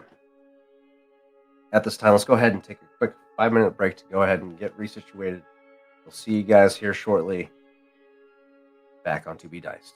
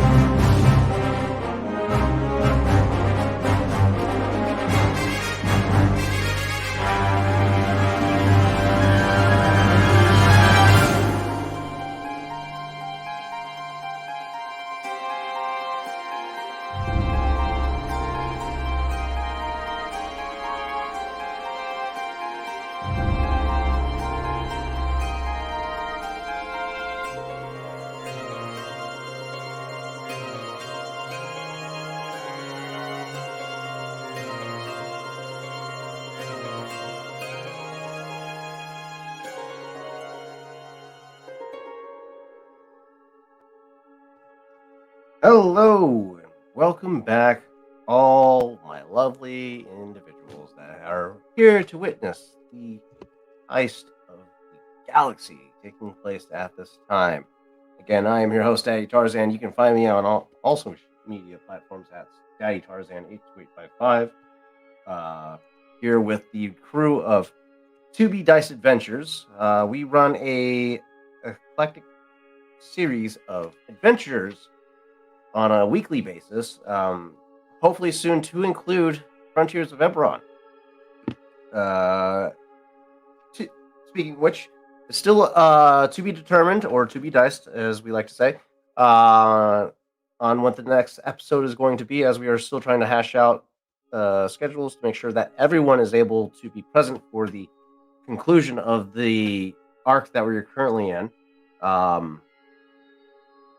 That being said, our other shows are also going to include the Diagonal Door of Dimensional Diago at 8:30 Mountain Standard Time. Tomorrow. So catch us then. Then we have Tales of Varden at 8:30 Mountain Standard Time as well. Just a little insight into those two campaigns. Dimensional Dial, we have just currently entered a realm that is heavily influenced by the elemental plane of air, where the land is ravaged by harrying winds that have made the landscape desolate. Aside from the floating mountains in the sky, where a group of monks currently reside, that somehow also happen to have some sort of ties to a blind wandering monk, where also a revelation was made that a prophecy was prophesized. A certain chicken of Aarakocra origin was to lead his people to salvation. To what that ends means, I have no fucking clue. I'm just a meathead barbarian chicken that is there to provide protection to the rest of the party. But it still blew my fucking mind. Then for Tales of Varden, it's a seafaring high fantasy adventure where a group of individuals was tasked to assemble the pieces of the Amber Paragon that was scattered throughout the realm of Varden, and deal with the looming threat of Vorak Ball attempting to make his return into the prime material plane.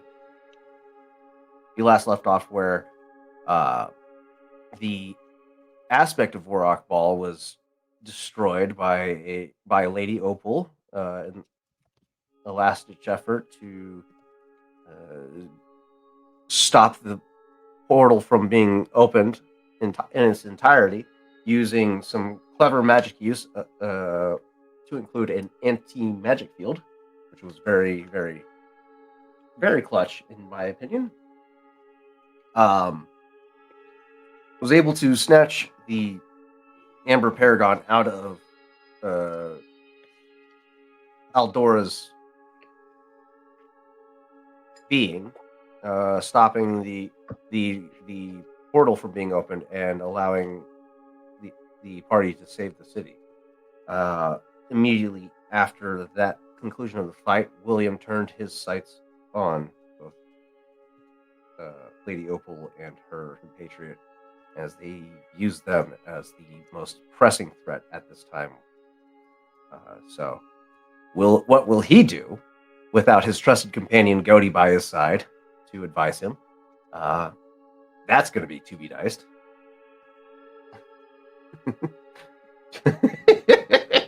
But all that and more to be diced. Let's get back to the scene, shall we? Go ahead, Rawl. While we are back in the Pagan Associates Art Museum.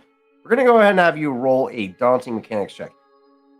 This is Okay. going to take you at least 2 hours to pull off. It is currently 2 a.m. You had finalized everything you needed to do. Ended just in time. You ended with plenty of time before fucking Lobot wakes up from his fucking nap. Because Naboka breezed through that firewall like it was fucking candy. So yeah, I just need a daunting mechanics check from you.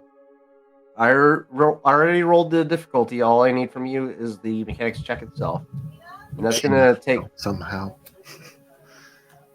Utilizing it's gonna take 2 hours, right? So utilizing Yes. both Chav's tools and my Ichor blade, would that generate 2 boost die?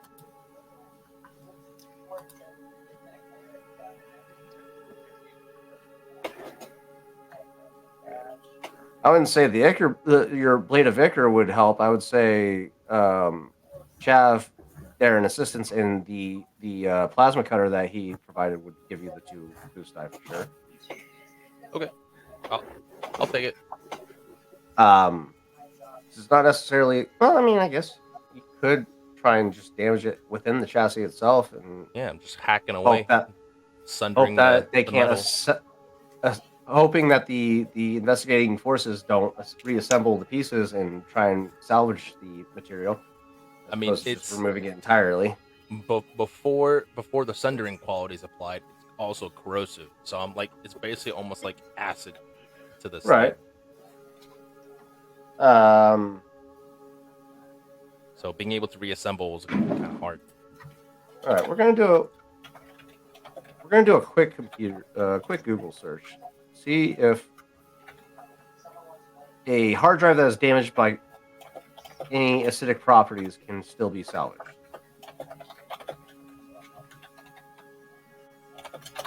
Give me 1 second. Mm-hmm. We're not scientists. That's what we have Google for.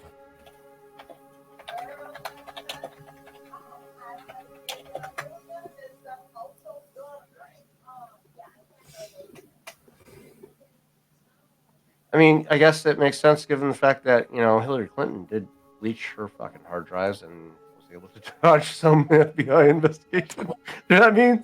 So, that was just bleach. Yeah, that was bleach. Yeah, I guess it fucking works, man. You could do it that way. With your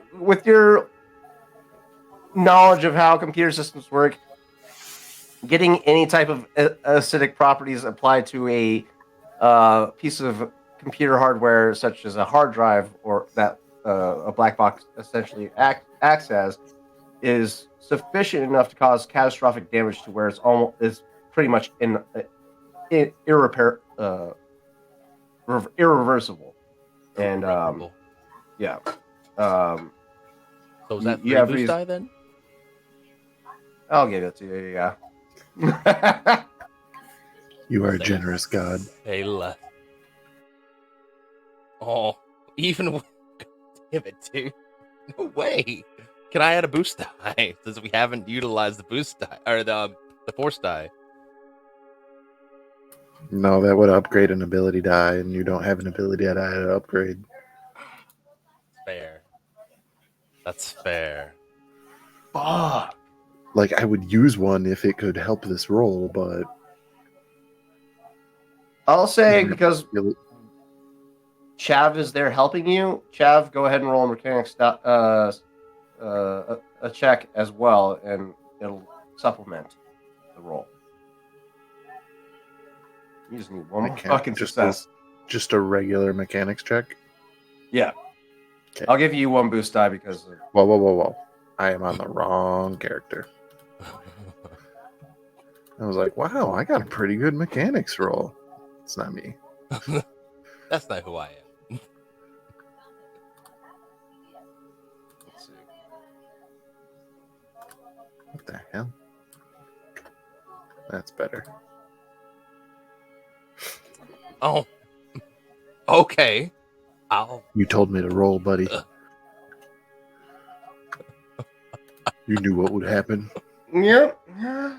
So Yep. in total, we have one success. Just hold on to that triumph, unless you want to use it somehow in this check. You can use it at a later time. Yeah, you succeed. One success, 2 advantages, and And a triumph. triumph in reserve. Yep. Let's go ahead and get the viewers queued in on this. That was insane. Shit.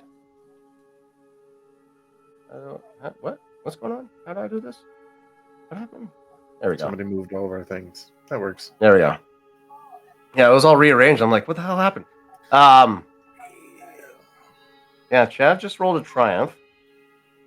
Fun fact to the viewers: if you roll a triumph, you don't have to utilize it in the roll associated with the check. You can use it at any point in time throughout the session.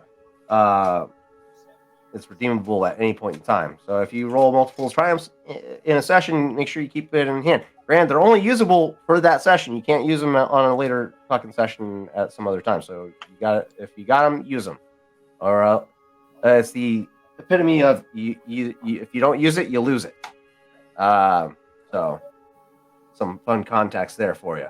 That being said, Chav, do you plan to use the triumph, or do you want to pocket it for later?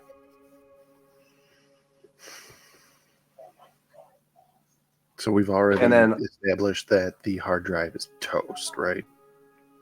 With the success, yeah. So there's no way that this particular situation can get better. I would say with the success and your help, you guys were at it for about an hour and a half, and it was getting to a point where Rawl was reaching his limits as a mechanic and your limits as a mechanic as well, where like, I don't know how to get past these other layers of fucking steel. This shit's fucking way too heavily protected.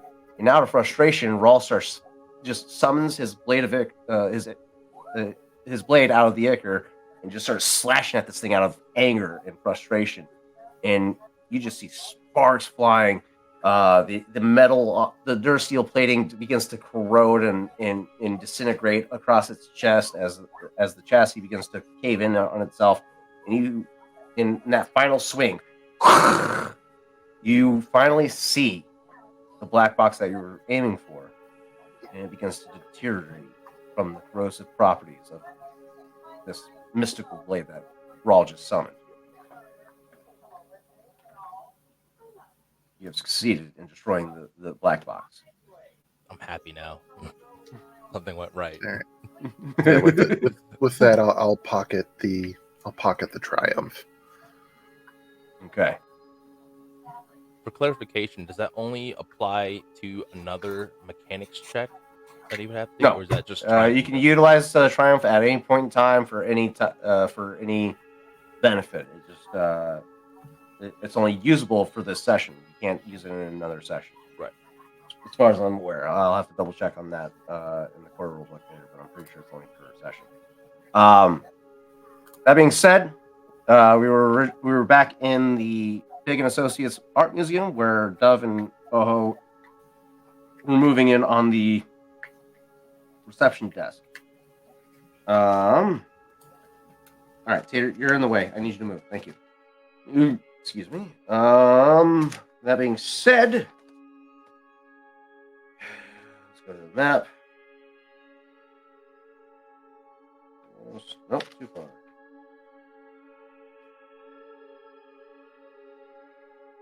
Too far up the other way. Yes, I did. There we are. All right. You're making your way past the turnstiles, Oho, with Dove by your side. The guard currently manning the desk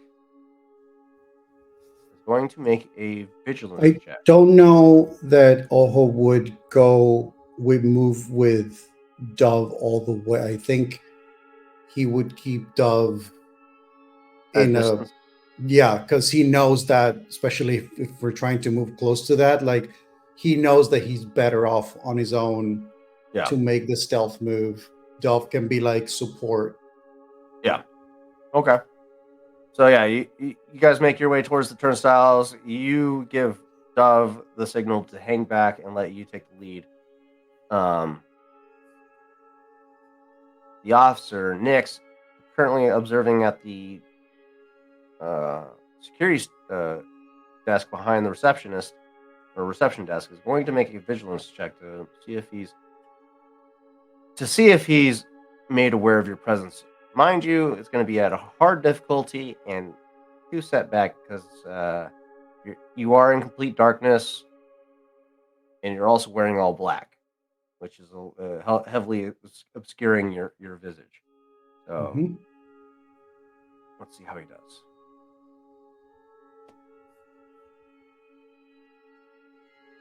He succeeds at the cost of 5 threats. And I would say that those 5 threats accumulate in the form of he sees you last second. What do? You are right in his Tarzan? face, and I would like to give Ojo my triumph. we'll see. We'll see if he needs it. Oh, Yeah. you get He said he right got next. spotted. Give him the triumph. Right. He just. Oh shit! I didn't even see your fucking stealth check. I mean, I'm assuming that was the counter of the success. Well, I was going off based off your original stealth check, but I mean, it still kind of works. You managed to get up next to this receptionist. You expertly hurdle the reception desk without making any noise, and you get right up next to to Nix, and he's unaware up until the last second where the hollow screen that he's looking at blinks for a second as it transitions cameras, and he sees your reflection behind him in the black screen for just a moment as the light reflecting off of you slowly begins to dissipate. If you're going to hit him and incapacitate him, you need to do it now, and you need to land this fucking hit. You will still get a critical hit if you manage to land. So is he one of the target? Wingard officer. Yeah, just select Wingard officer, which is the second to last guy in the bottom row. I see him. And engaged range and whatever weapon you're using.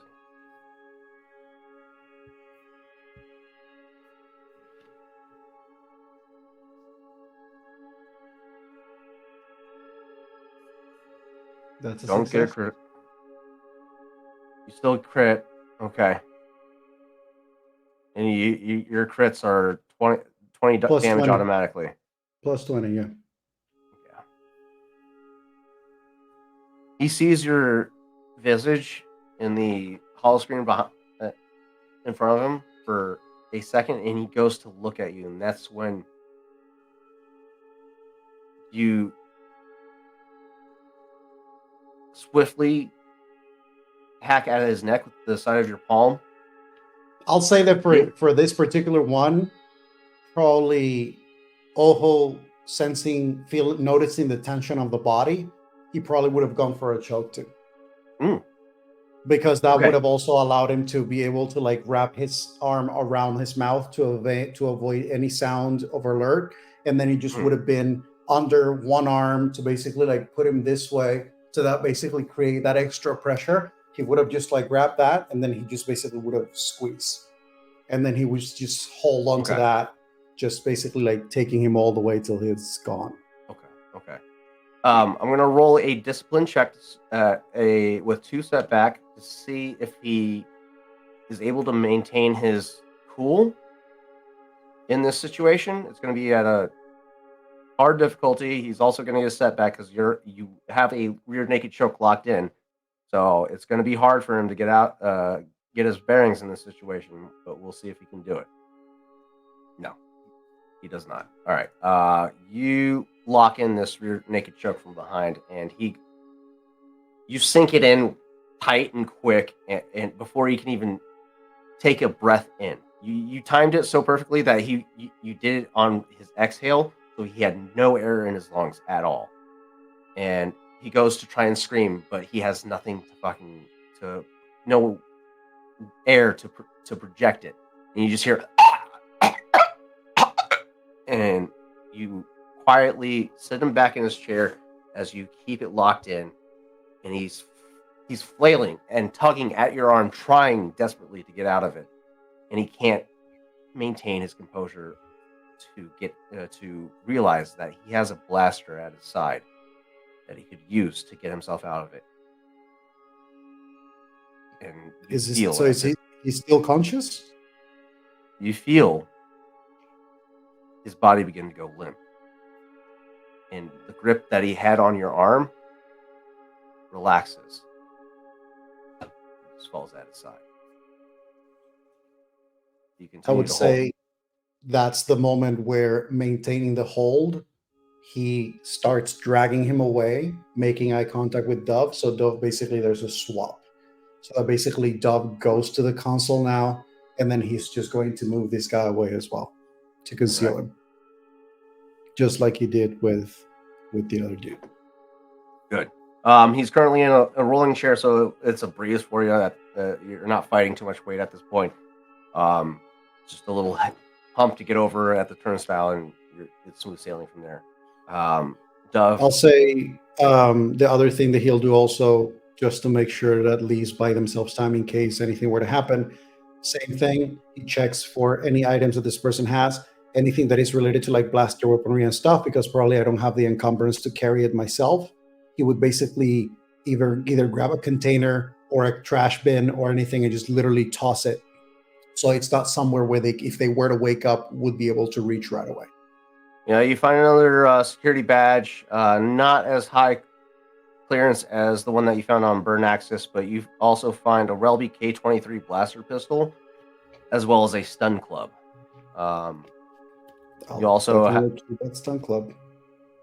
You also find a comlink and Magna cuffs. What kind of cuffs? Magna cuffs, specifically Magna cuffs 2949. These are magnetically controlled restraints, and in order to break free of these restraints requires a daunting coordination. I think it's supposed to mean daunting brawl, I believe, unless there is a coordination related skill. Let's see. No, there is a coordination skill. A daunting coordination skill in order to break free of. Which a lot of people don't usually have, so you should be good.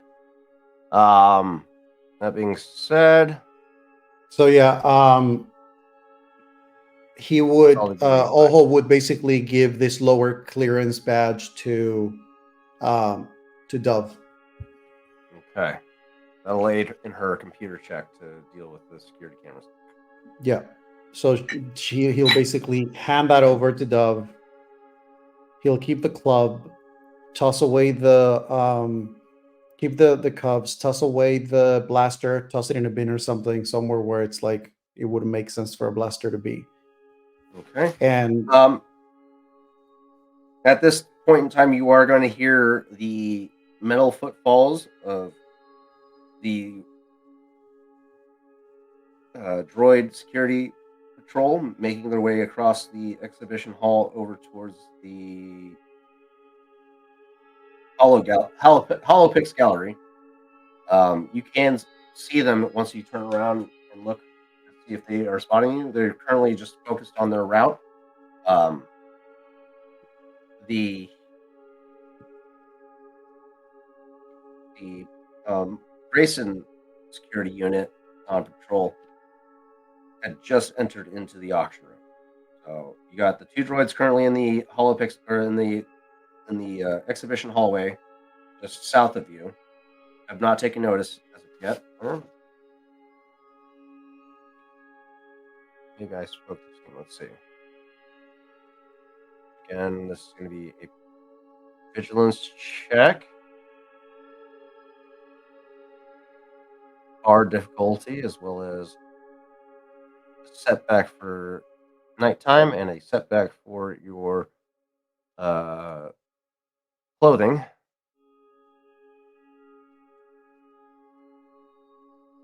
Do I need to roll a stealth? At this point in time, yes, I would like to ask you for a stealth roll. 2 successes, 5 advantages.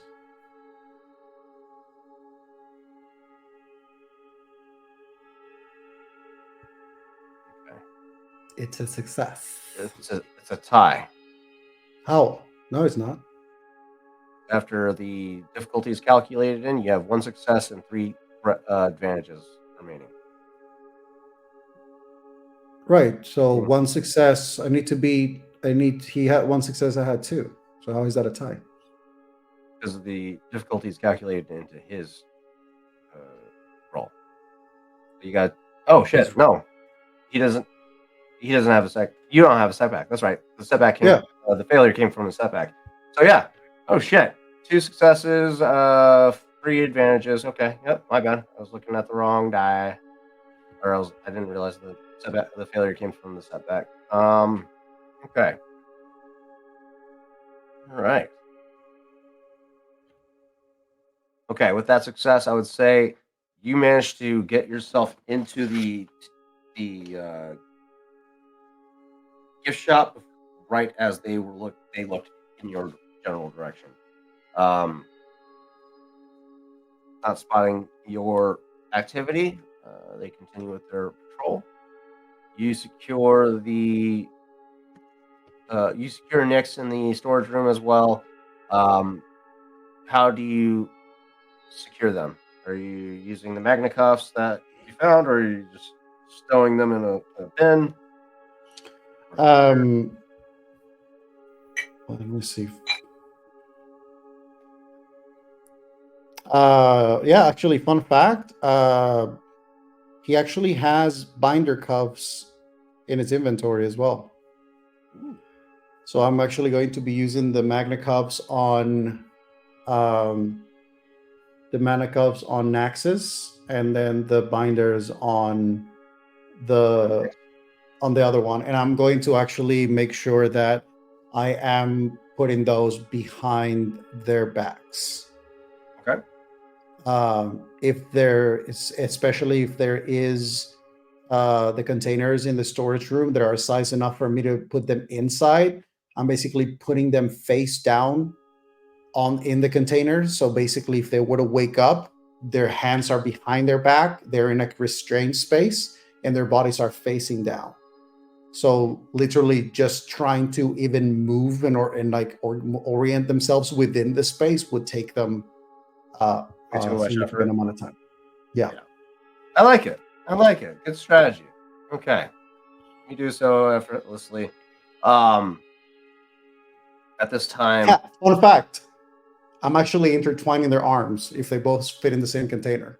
So basically, I'm putting 2 arms like this of each one, and then I'm tying 2 hands here, 2 hands here. So I'm basically putting them one on top of the other. okay, all right. Let's see what we're working with. So it's basically like a crate, probably like a crate of the exhibition. I'm just like, they're gonna be shipped somewhere. There's a stack of crates in the southeastern corner of the storage room. I would say you could find a crate that's large enough to. It's not going to be spacious, but it'll be big enough to fit 2 people for sure.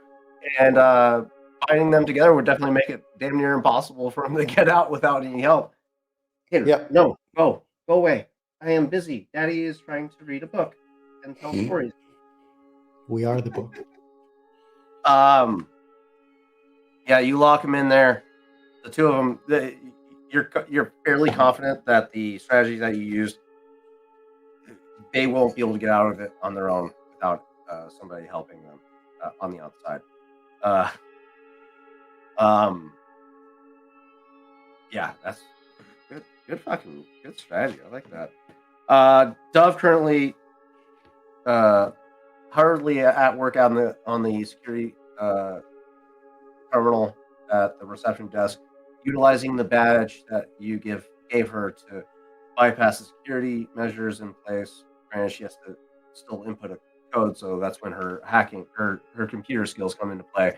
She has to bypass that security measure. Let's go ahead and get a security check from Dove. What's she up against?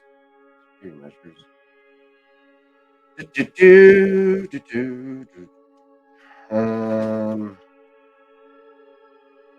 Security measures, cameras.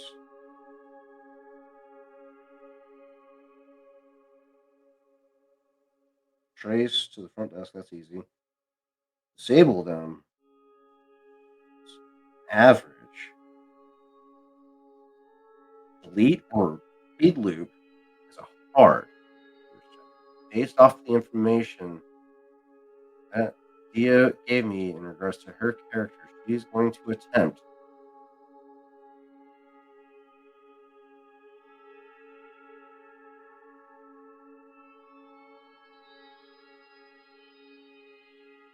to loop the footage.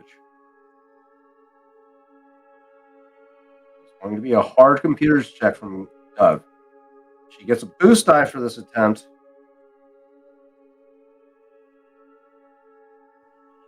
I would also say that probably Dove being who they are and knowing that that's the role they're going to do, they would check to make sure that there is no footage so far that has either one of them Right. shown. Just in case.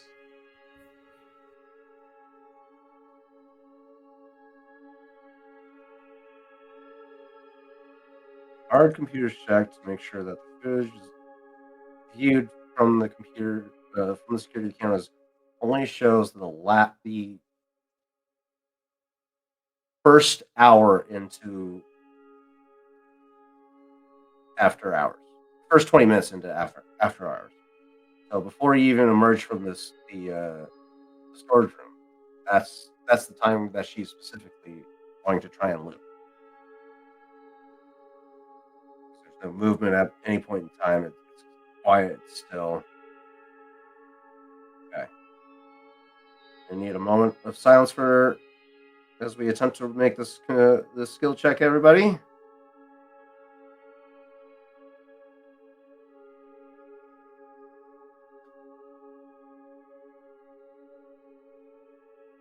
Yeah, I'm gonna cash in a token to upgrade the difficulty to challenge as well.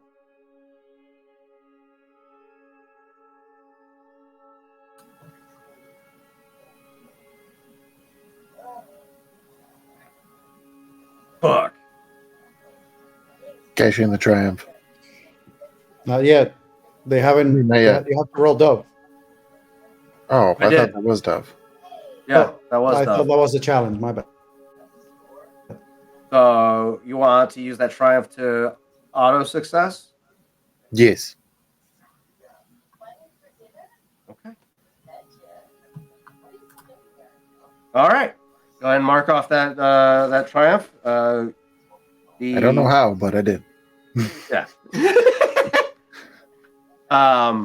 Chow sense a disturbance in the force. No kidding. Succeed. For context, for the viewers, Dove is currently trying to the best of her ability to maneuver through the security firewalls in place for the security cameras and systems in place. She's meeting a lot of resistance as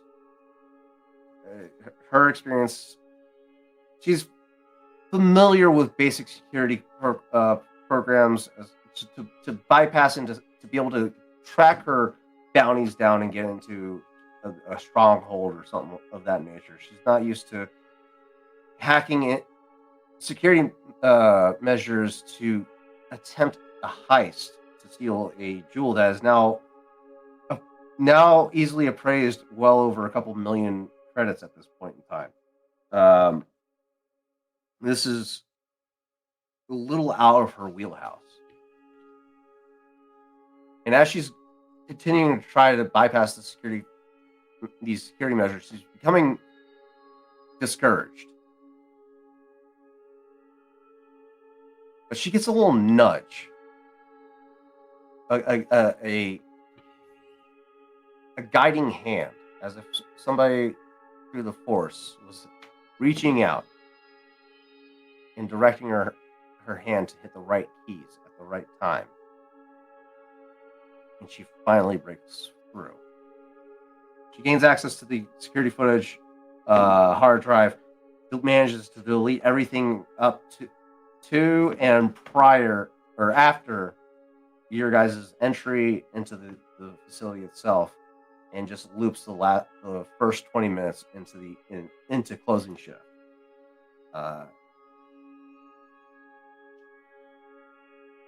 It is now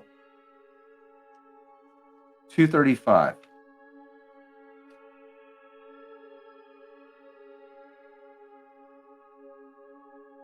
This is killing me. Oh ho, you hear over the comm link.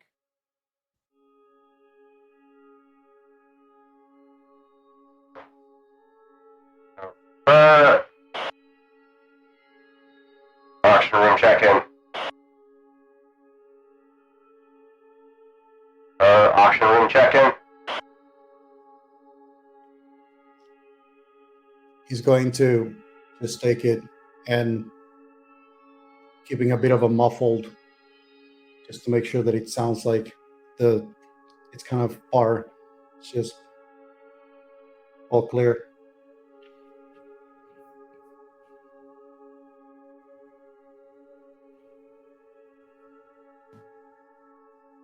Go ahead and give me a...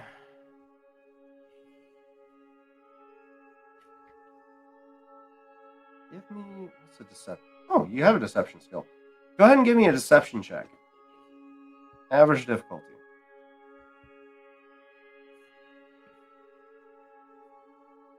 You just gotta succeed, my friend. Whew. You do. In that you do.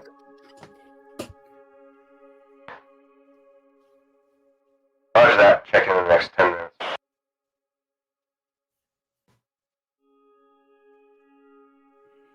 That's all you get back. That's all I need.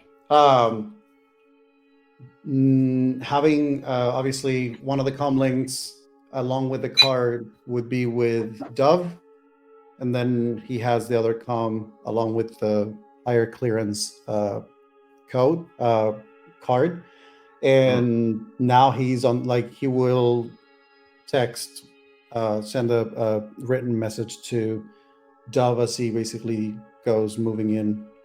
And now his move is just to start navigating to get into the gem location, knowing also that now that he has the clearance of the key card, the trash chute room is also accessible for him. Right. So he has the potential of using that chute for himself. Should he need to use it to make an exit, or should he need to go in temporarily to conceal himself to then move out? Gotcha. Yeah, you get that transmission over the radio, and Dove finishes with her end and starts making her way towards you to help with the securing of the gem. God damn, you guys are rolling good. You guys make your way towards the auction room, utilizing offset trails.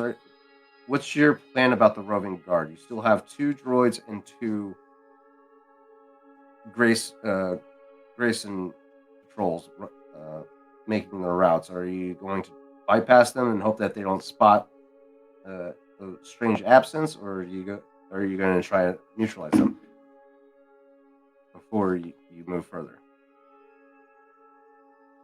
I think at this point,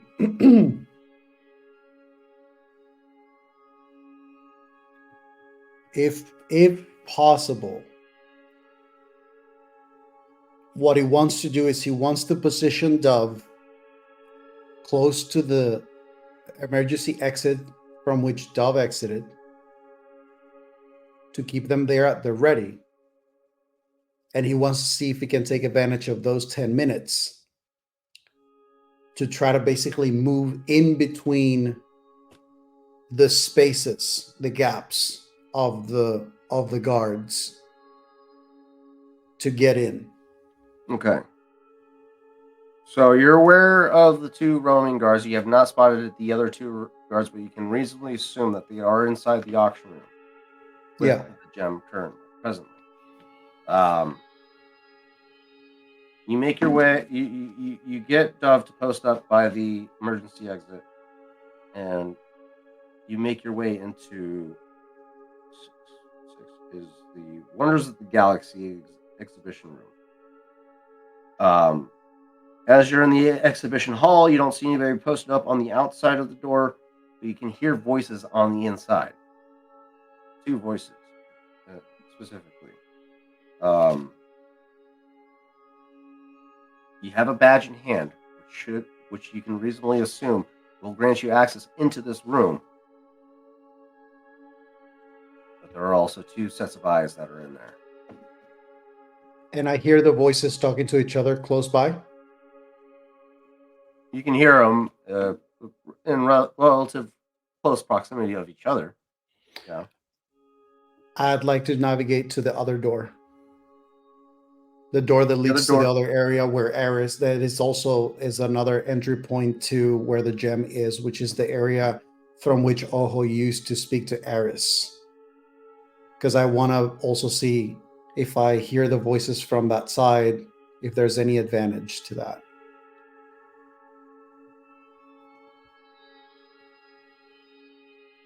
Because if I'm not mistaken, there's two entry points. Yeah, there is. From where the gem is. From my understanding, you were talking to Aris in the Holopix gallery. Or maybe not where Aris was, but basically like what I'm trying to do is just like... Oh, where she was standing inside that room? Inside the auction room? So that position would have been closer to the southeastern door. The information that you gathered of the voices was from the entryway into the exhibition hall.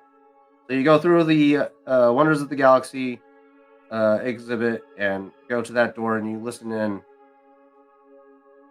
The rooms, the voices sound centralized more towards the gem itself. They sound more distant to you for sure. Only due to the fact that they are as you're aware, the display table where the gem stands is further back into that room from that position. Mm-hmm. So as opposed to being like 20 feet from the exhibition hall, the stand is 30 feet from the Wonders of the Galaxy door.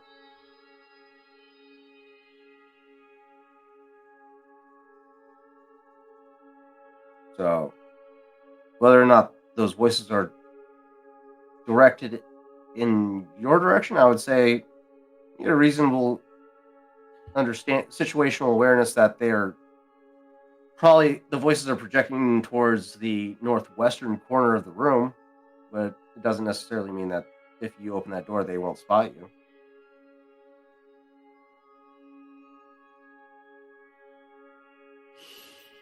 That being said, Dove does have grenades at her disposal. Whether or not some of those grenades are non-lethal is up to Rawl. He dispersed some non-lethal grenades amongst the crew. I believe that was part of some of the order that you guys were requested. So I think what I'm going to do for now is the routine of the two patrolling guards. There's two patrolling guards still, besides the ones inside the gem, correct? Correct. Are they patrolling together? Like, are they like a group, or are they like apart from each other? Like, are they different routes? Each one like Some has different. they're the same route, but from your observation, they're keeping 2 sets of eyes in 2 separate rooms from the other. So, say a group. So, if the droids would have been in the Tap Cafe, the Grayson security team would have been in the gift shop. So they're Mhm. the humans are behind the droids, double checking what the droids have been had just checked. So they're getting verification of the security status of the museum throughout the route.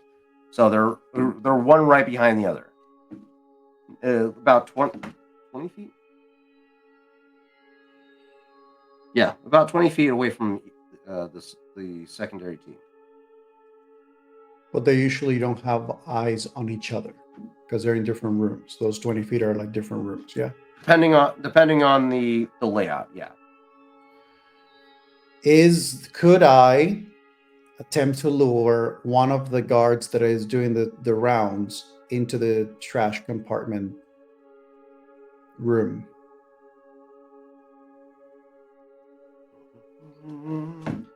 They change intervals every 5 minutes. It's currently 2:45. When's this change? Change of command.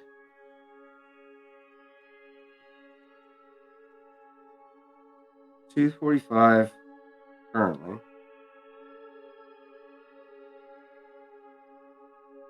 The T3s, the cleaning droids that you were hearing earlier are now currently making their way back towards that cleaning room at this time. That being said, security team currently in rooms 4 and 3. Reflections on Zim and the exhibition hall. The southern region, closer to Dove than you.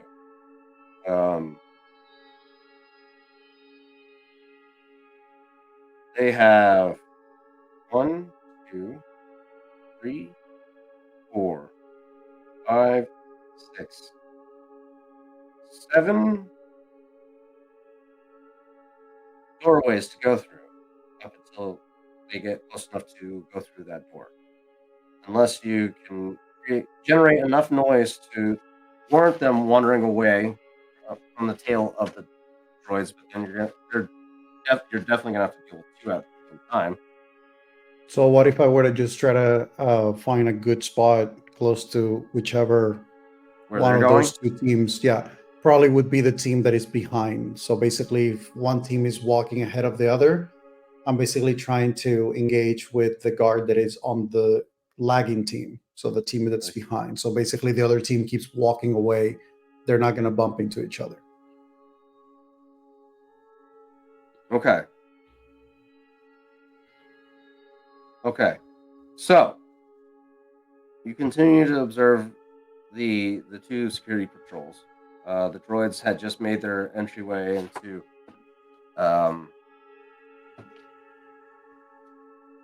they had just left the reception area, are making their way back into the exhibition hall towards the gift shop.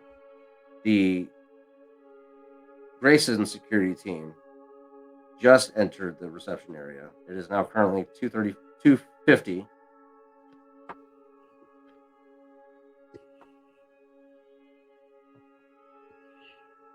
I'm going to Yes. try to create some sort of noise as well, since they're close to the reception, which I think is close to the gift shop. The reception, yeah, the droids are both by the reception. The droids wouldn't have taken notice to any oddities as far as somebody not being present at the desk. However,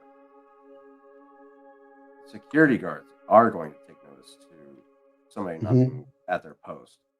While that's going on, I'm sure you would have taken notice to that reaction and start closing the distance.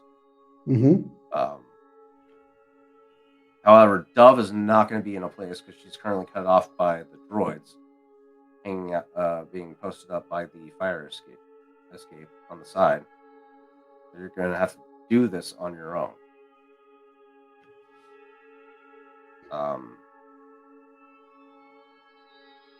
So for right now, we're going to do a easy vigilance check to see if they take notice that to their comrade not being posted up at the door. I'm going to give them a setback because it is dark out, but just the one. Okay. You see them hesitate in their patrol. How? But they're not. Again, just to make sure, they're not close to each other. They're There's- side by side. Oh, okay. So you've seen them patrol side by side all throughout their route so far. You see the droids don't even skip a beat; they just continue their route. You get a sense that they only really register the museum's assets, and if the human assets are missing, they don't really register that, as they have their own sentience and are able to determine their own prerogative. However, the roving wing guard, do take notice to the fact that their commanding officer and the officer monitoring the security channels or the security cameras is currently missing, and you close the distance behind them. Give me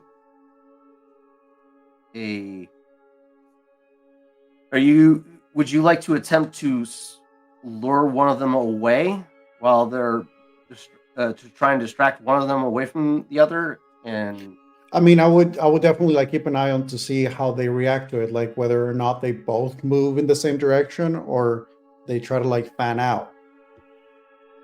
Like if they're just like looking around or something and I see them kind of moving in different directions, then yeah.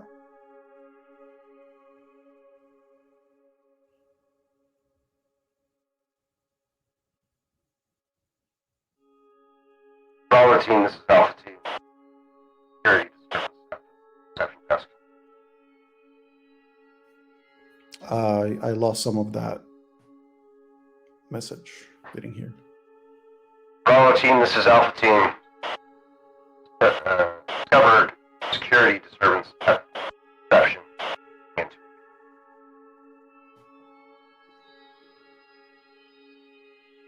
Hear that over the comm link,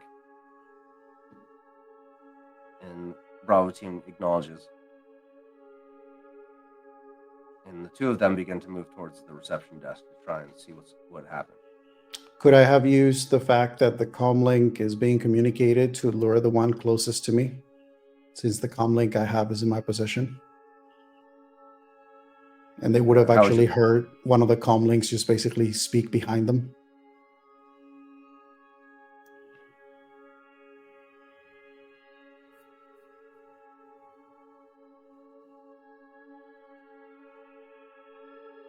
We're gonna roll a force die. All right. Okay. Depending on that roll, determines whether or not they split and investigate, or if they remain together and you have two guards moving in your direction. Is that fair? Sure.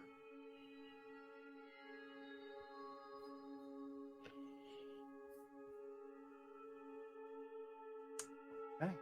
The force is on my side.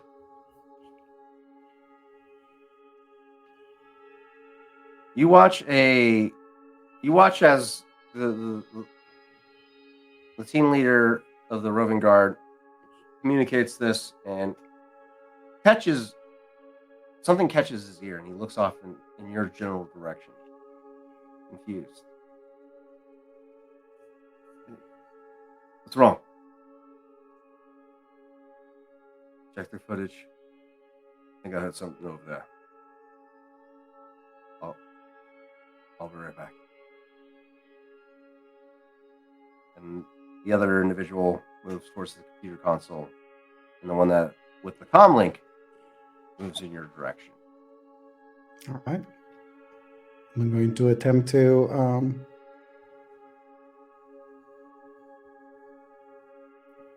engage with that fellow once he gets within range to do the same that I've done to the other two.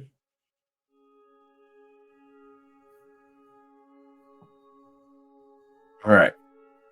Go ahead and give me a new stealth check as you reposition yourself to find an advantageous position.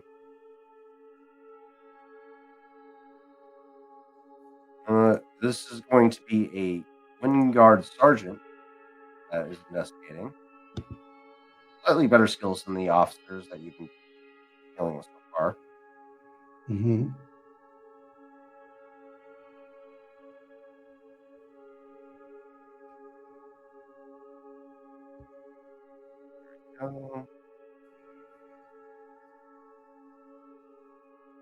Okay.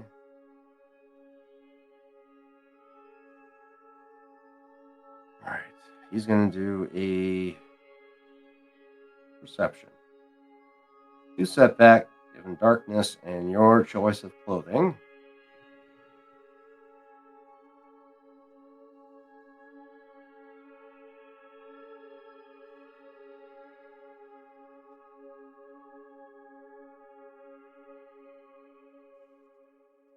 I'm going to use. Damn. Oh wow! So he fails. He fails, you fail.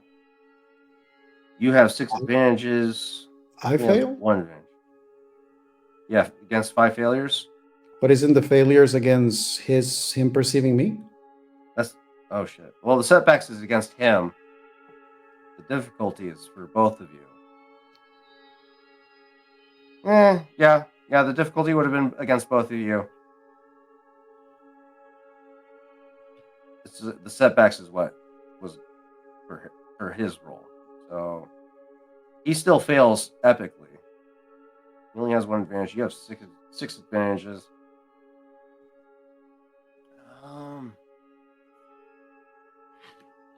I would say that would accumulate in the form of you finding yourself in an advantageous position to ambush him and land a critical strike on him if you take action now.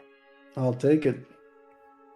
All right. It'll probably be one of those things where like he basically like approached, and then it's that thing where like he ends up looking at me, but he's that double check of like, wait, that's one of the statues of the exposition. No, wait, that's not a statue. So yeah. You what room? You were in the 4. That's going to be the reflections on Zim. There's several statues on display, weapons and vehicles from painting, sculptures. Yeah, you got all of it in here. Does that count as a crit as well? Yeah, you're gonna get a critical strike on this guy. Shit. Okay, yeah. 20 damage. Yeah, that. After his soak, yeah, you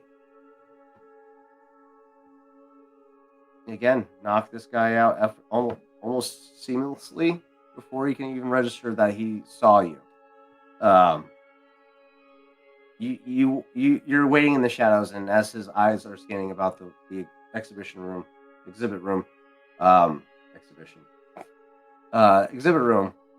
his eyes lock on you, but with uncertainty. It's like, what the fuck am I looking at? What is this? And he starts moving in, and the closer he gets like 2 feet away from you before it really sets in. Oh fuck, that's a person. And that's when you strike, and you just debilitate him, and he just goes limp instantly.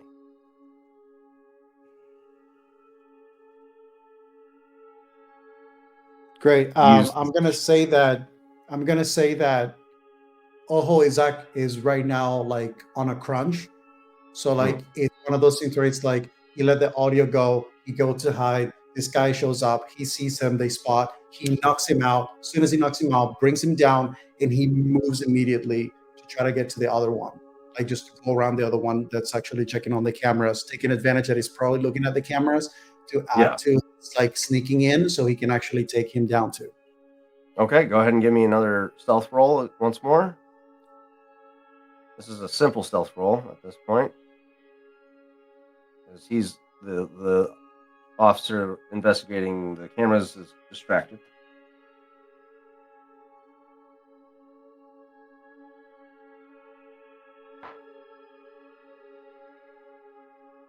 Bravo team, this is Alpha team. No symptoms detected.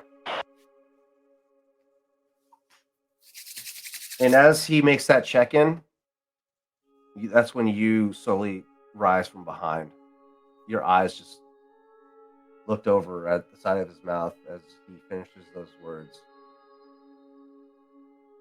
Go ahead and roll to hit, my boy. I'm going to need you to chill the fuck out, man.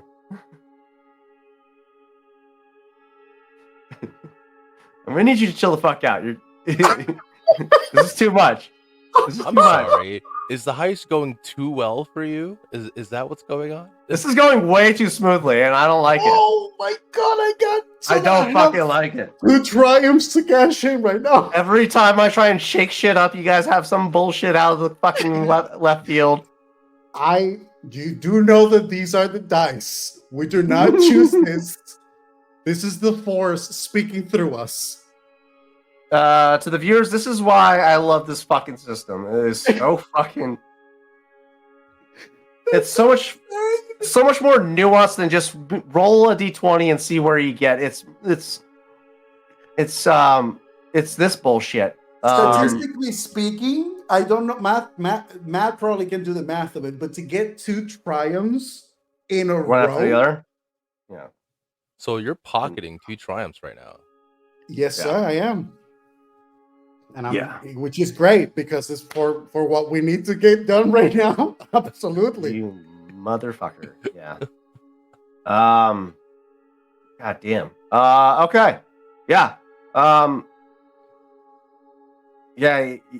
Again, that fucking action cam where you peer up above the water, look over at your prey's fucking the side of his face and watch as he finishes those last few words. That's when you strike and incapacitate him in his place. Yeah, you're in expedite mode, and you need to get through this mission quickly. It is now 2:55. What was the last thing that he said in the radio? No disturbances found on camera.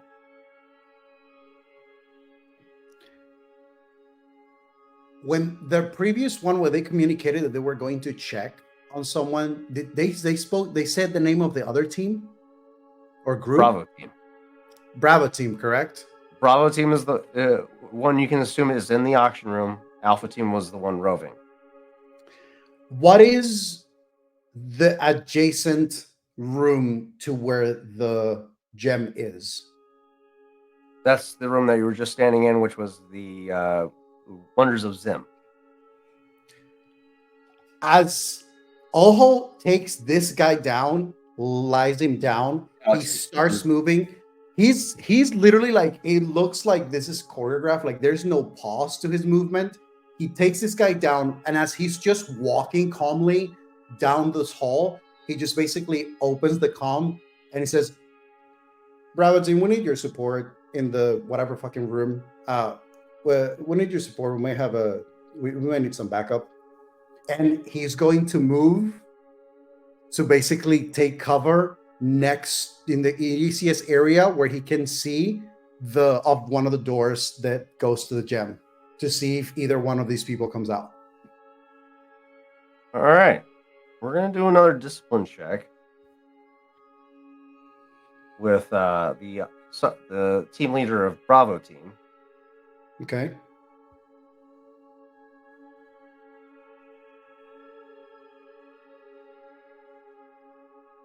I'm going to say it's an average because you didn't announce what team you are. That's okay. I'm going to use sense advantage to give him 2 setback die. You motherfucker. I'm using my last fucking luck token to upgrade an ability die. God damn it! I need Let it something be to go known. wrong here. Let it be known we have not used a light side token yet for this mission, which I thought we wouldn't have needed it, but apparently not. I need something to go wrong here. God damn it! Fuck. All right, come on, Wingard Sergeant.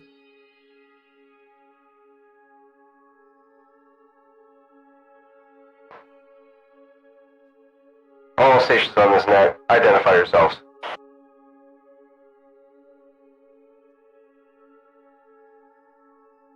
All stations on this net, identify yourselves.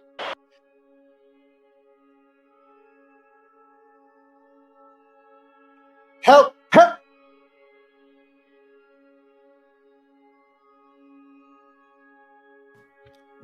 This is what Oho is going to do.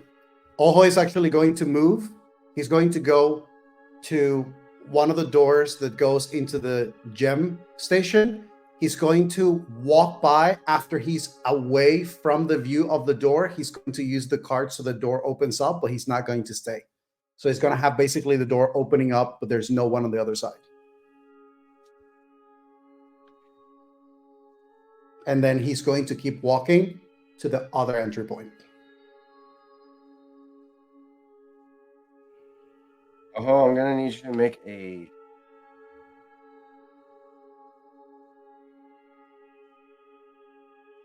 Need you to.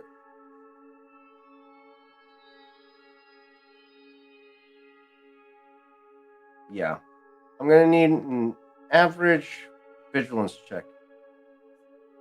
From you real quick. Tarzan over here trying real hard to figure out how to make this like a charm check or something that he knows that you have one ability die in. No. I'm just. You fail to remember that there are 2 droids still on patrol, and they had just appeared behind you.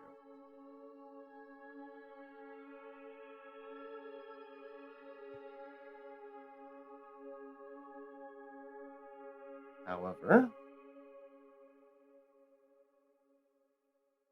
Dove with her ion blaster,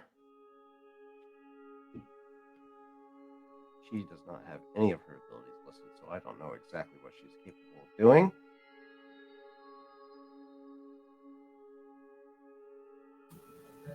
Do you want to ask her? Is she here? Yeah, buddy. Where? Oh shit! Oh, I'm so sorry, Dove! I didn't hear you come in. That's why I asked if you wanted to pull Dubbit. Oh my bad! I didn't get a tone or nothing the whole time. I'm sorry. Dove, what are you capable of? I was considering leaving you guys to it because I'm fading quite fast. Oh, I'm sorry. Well, In who am I shooting?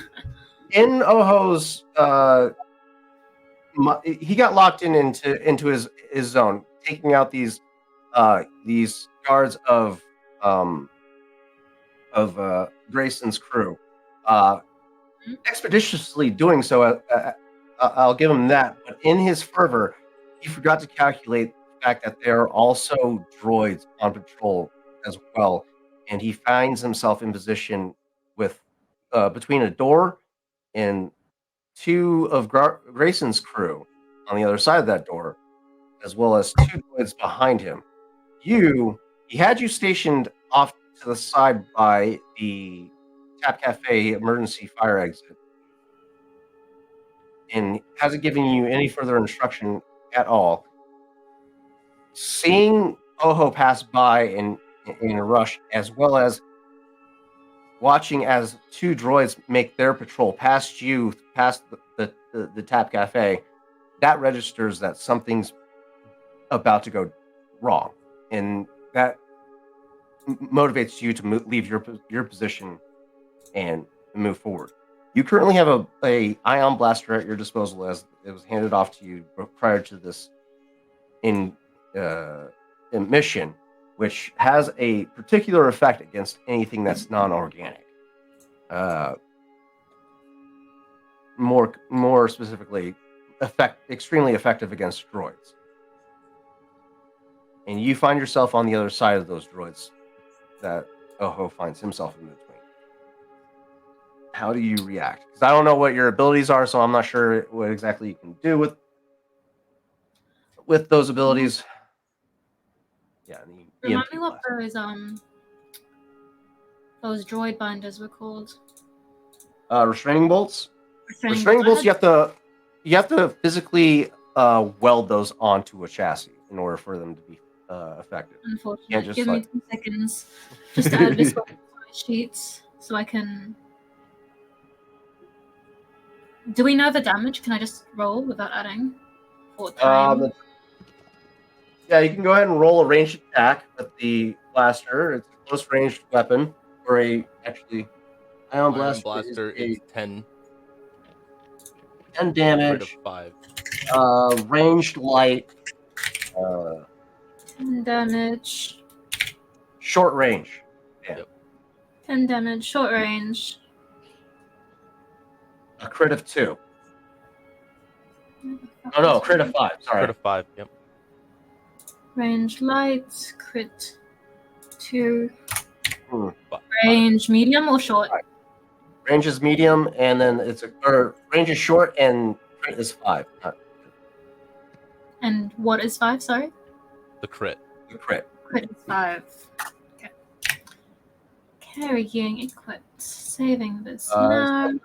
It's got a disorient property of 5 and a stun damage for droid only. Great, I'm shooting. Which one of these droids would I be aiming at? There's 2 of them side by side, so you can choose either left or right. Is that just the security droid? Yes. Are they medium range or? You are in short range of them. You would known the weapon property, the capabilities of the weapon that you're utilizing. So yeah, you would have known that you need to get in close with these guys in order for it to work. Okay. Building pool, rolling dice. 1 success, 2 advantages.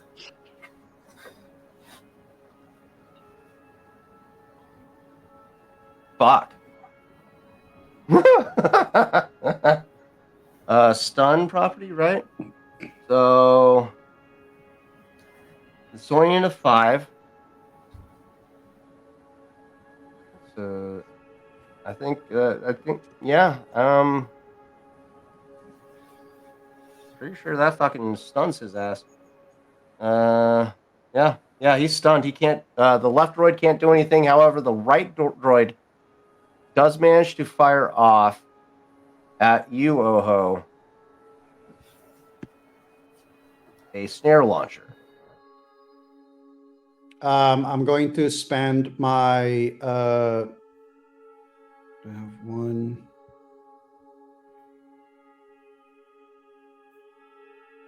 I'm spending 1 strain to give myself give them a difficulty die by cashing in my dodge reaction. Okay. There's his attempt. I'm going to add another. You said difficulty? Yes. Increases difficulty. Okay. All right, here we go.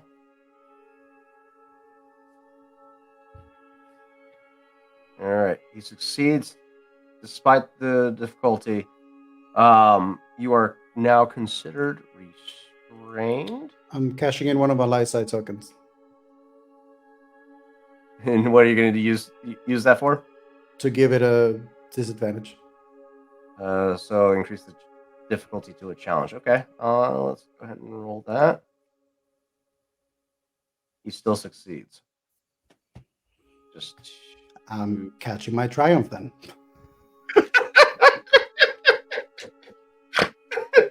Might Can't as be well.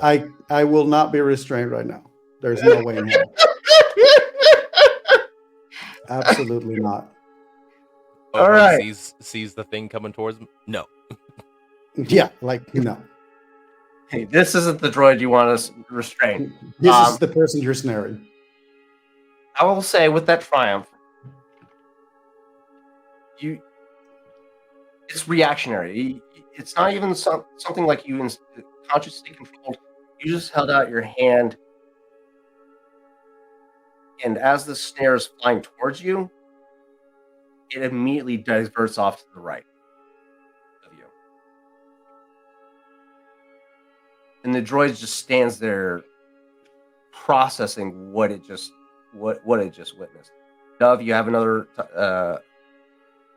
reaction to try and incapacitate this droid before it reacts to missing.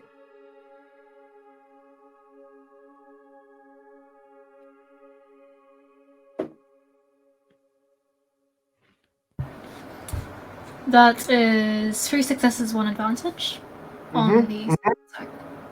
Yep. All right. Yeah, baby. It's almost like Dove, like it's like watching Clint Eastwood. You just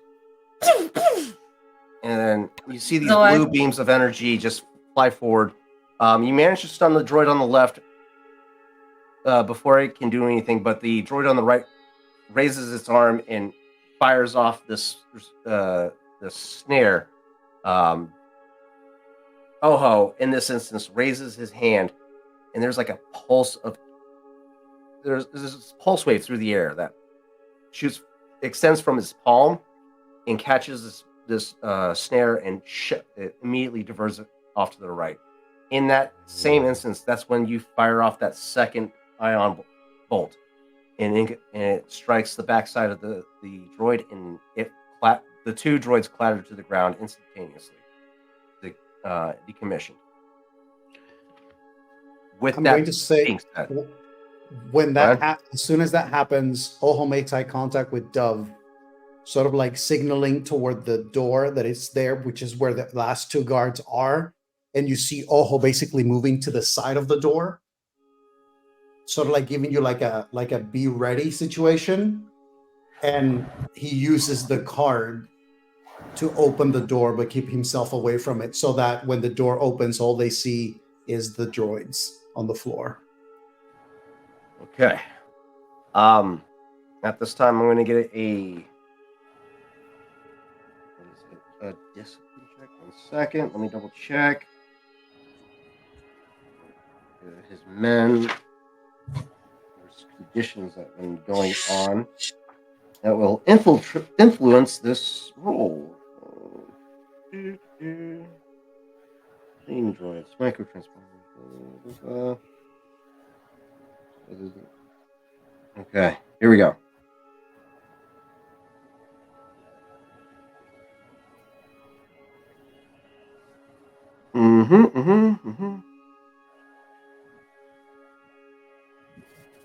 Okay, here we go. All right.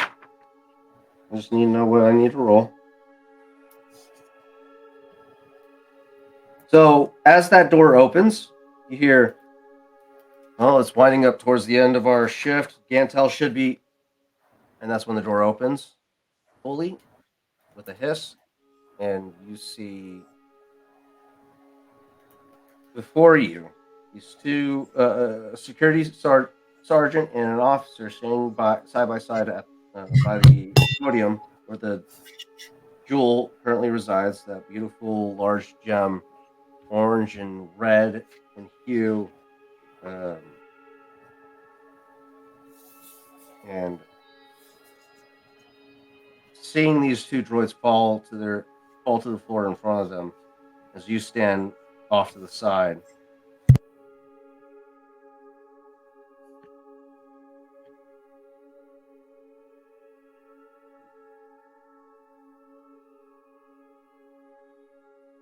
They are going to make a discipline check. Daunting.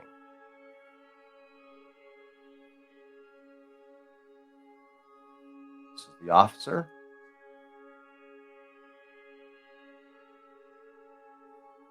This is the sergeant.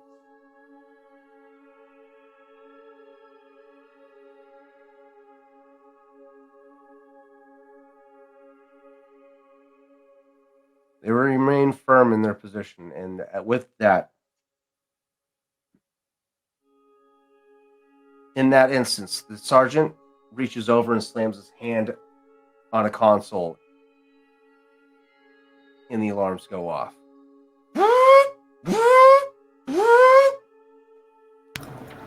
Question. I have quick draw. Can I try and shoot his hands before he hits that alarm?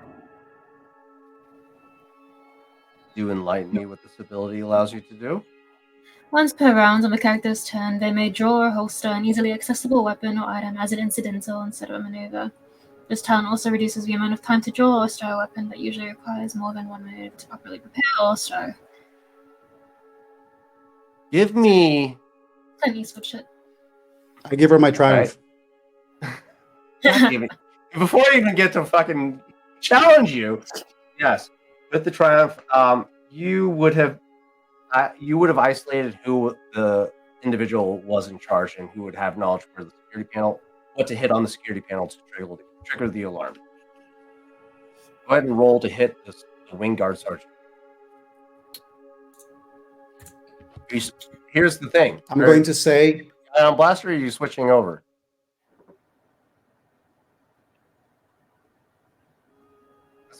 Does the blaster do damage? Yeah, not Yeah. as much as. Does 10. it does, but it's a stun though, right? Like, Correct. does it stun? Well, does it stun it's a organics? disorient. It's a disorient. So yes. You can use it on organics, but it only disorients them. It doesn't damage them. But still disorient gives them disadvantage on like checks and stuff, or like whatever turns the weapon has, right? It doesn't manifest in that aspect. It just puts points on their straight. So instead of Oh, I see. wounds, yeah, it's like trying to stun somebody. Yeah, I'm also gonna say that like as soon as Dove draws and shoots, as if it was a second bullet, Ojo is basically like going in and rushing in the same direction as that bullet went. Okay. Are they short distance? Was that? Are they a short distance away? I'm just shooting. Yeah, everybody's within short distance of each other. Yeah. Wing guard sergeant. I mean, if you allow it, I could switch to my holdout blaster. I mean, you have the training and the skills to do so. It wouldn't be too hard Right. for a maneuver like that to pull off. So yeah, you could do it. I am going to use a light side token. Just Okay. to be safe.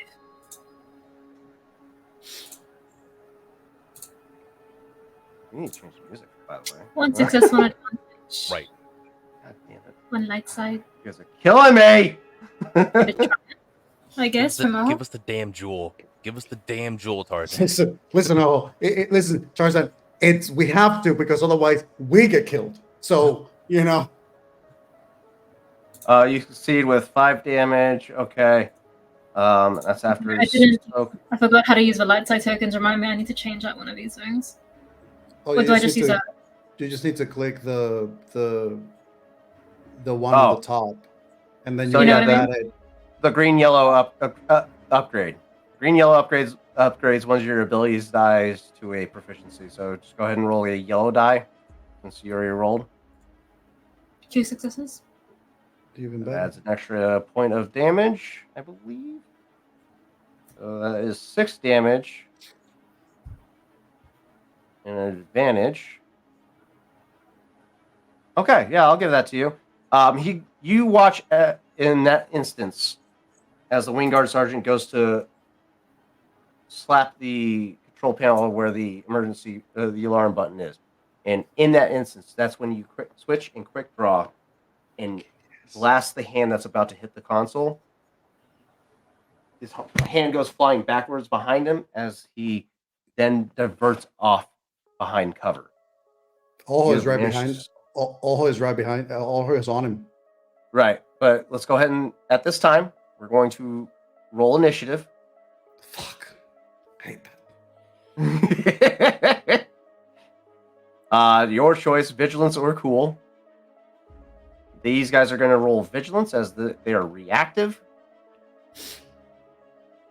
Jesus Christ. This Oh, sergeant no. sucks on his game at this point after taking a shot to the hand like that. That's going to be 6 damage.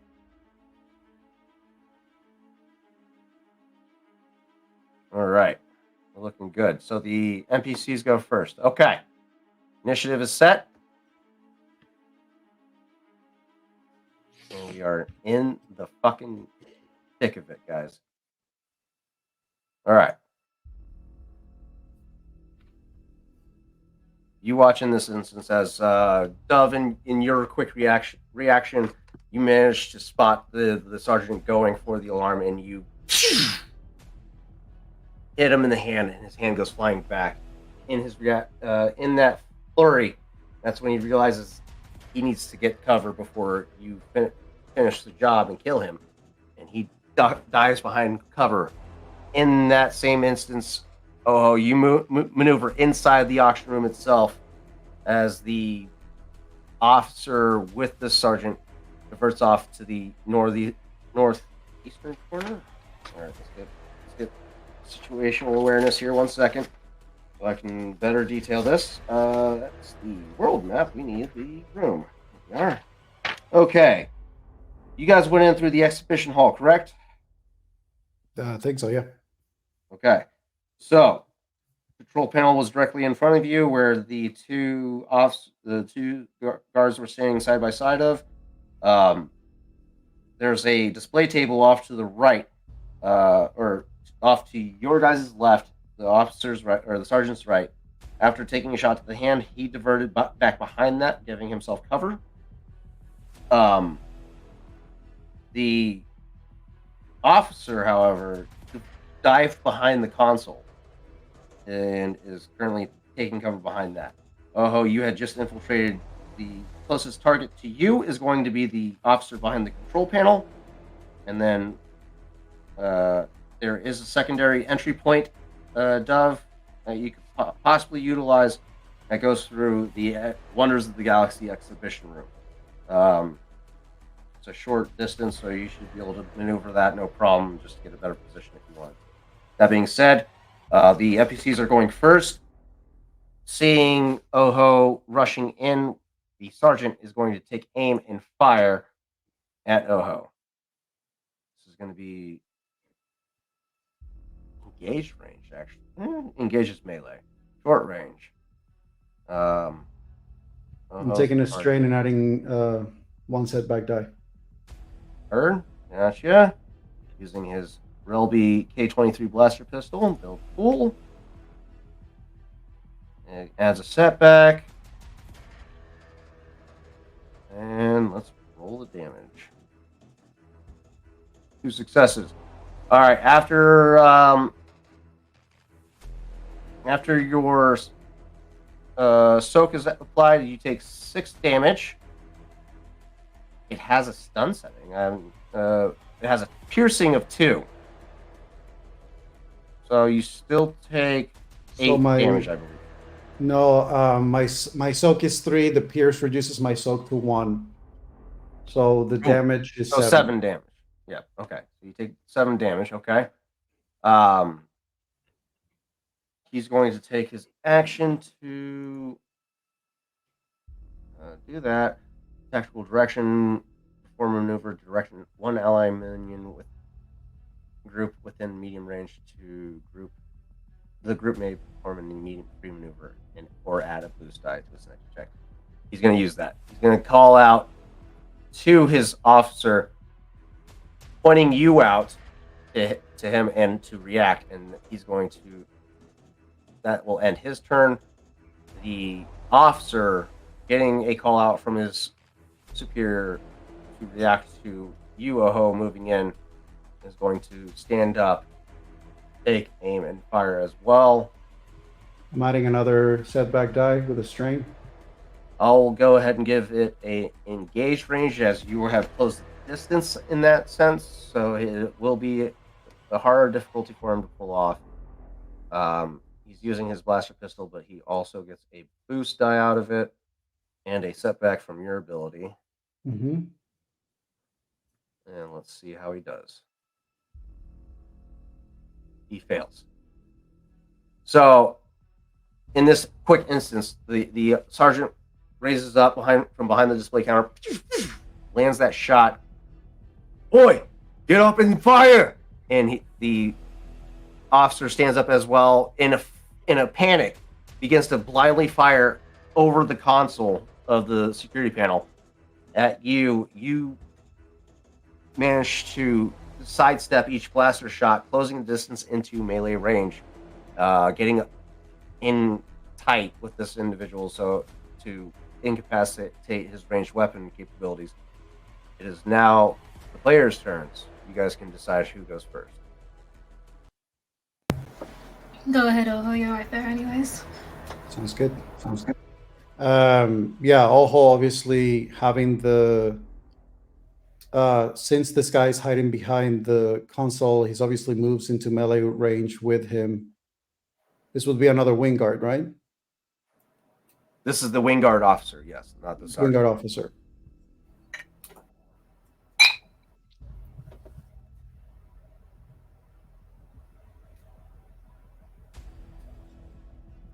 Now here's a question: with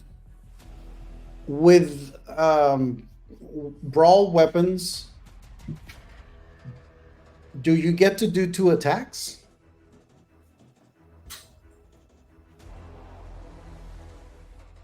As far as my understanding, there's no multi-attack in this platform, unless there's like an ability that allows you to target multiple targets at the same time.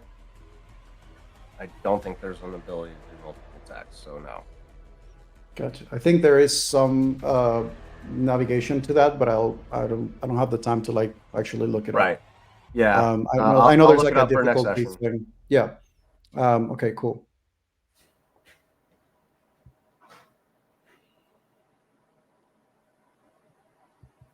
I'm sure you're gonna knock this dude out in the first fucking attack. So, 4 successes, 1 threat. God damn, soak that shit? Are you serious? Mm-hmm. And you targeted him, right? Yes.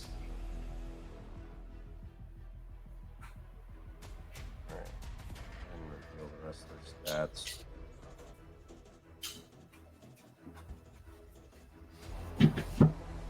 Okay. Here we go. Why isn't it showing that who we're targeting? What's going on here? And it doesn't What apply the damage automatically? Sorry, I'm trying to. I thought we. What it does the damage calculation automatically? Wait. saying you Sorry, only that got was one- that was actually because Oho is going to actually draw his blade, so that wouldn't that's a different pool. Okay. And you said that he didn't target the person? So these roll. Yeah, I don't know what's going on. I thought the damage automatically calculates on this table. Let me see. Not Sorry, calculating. I'm gonna roll this. There you go. You use this is a blade. Yeah. Damage 0. I'm gonna cash a token.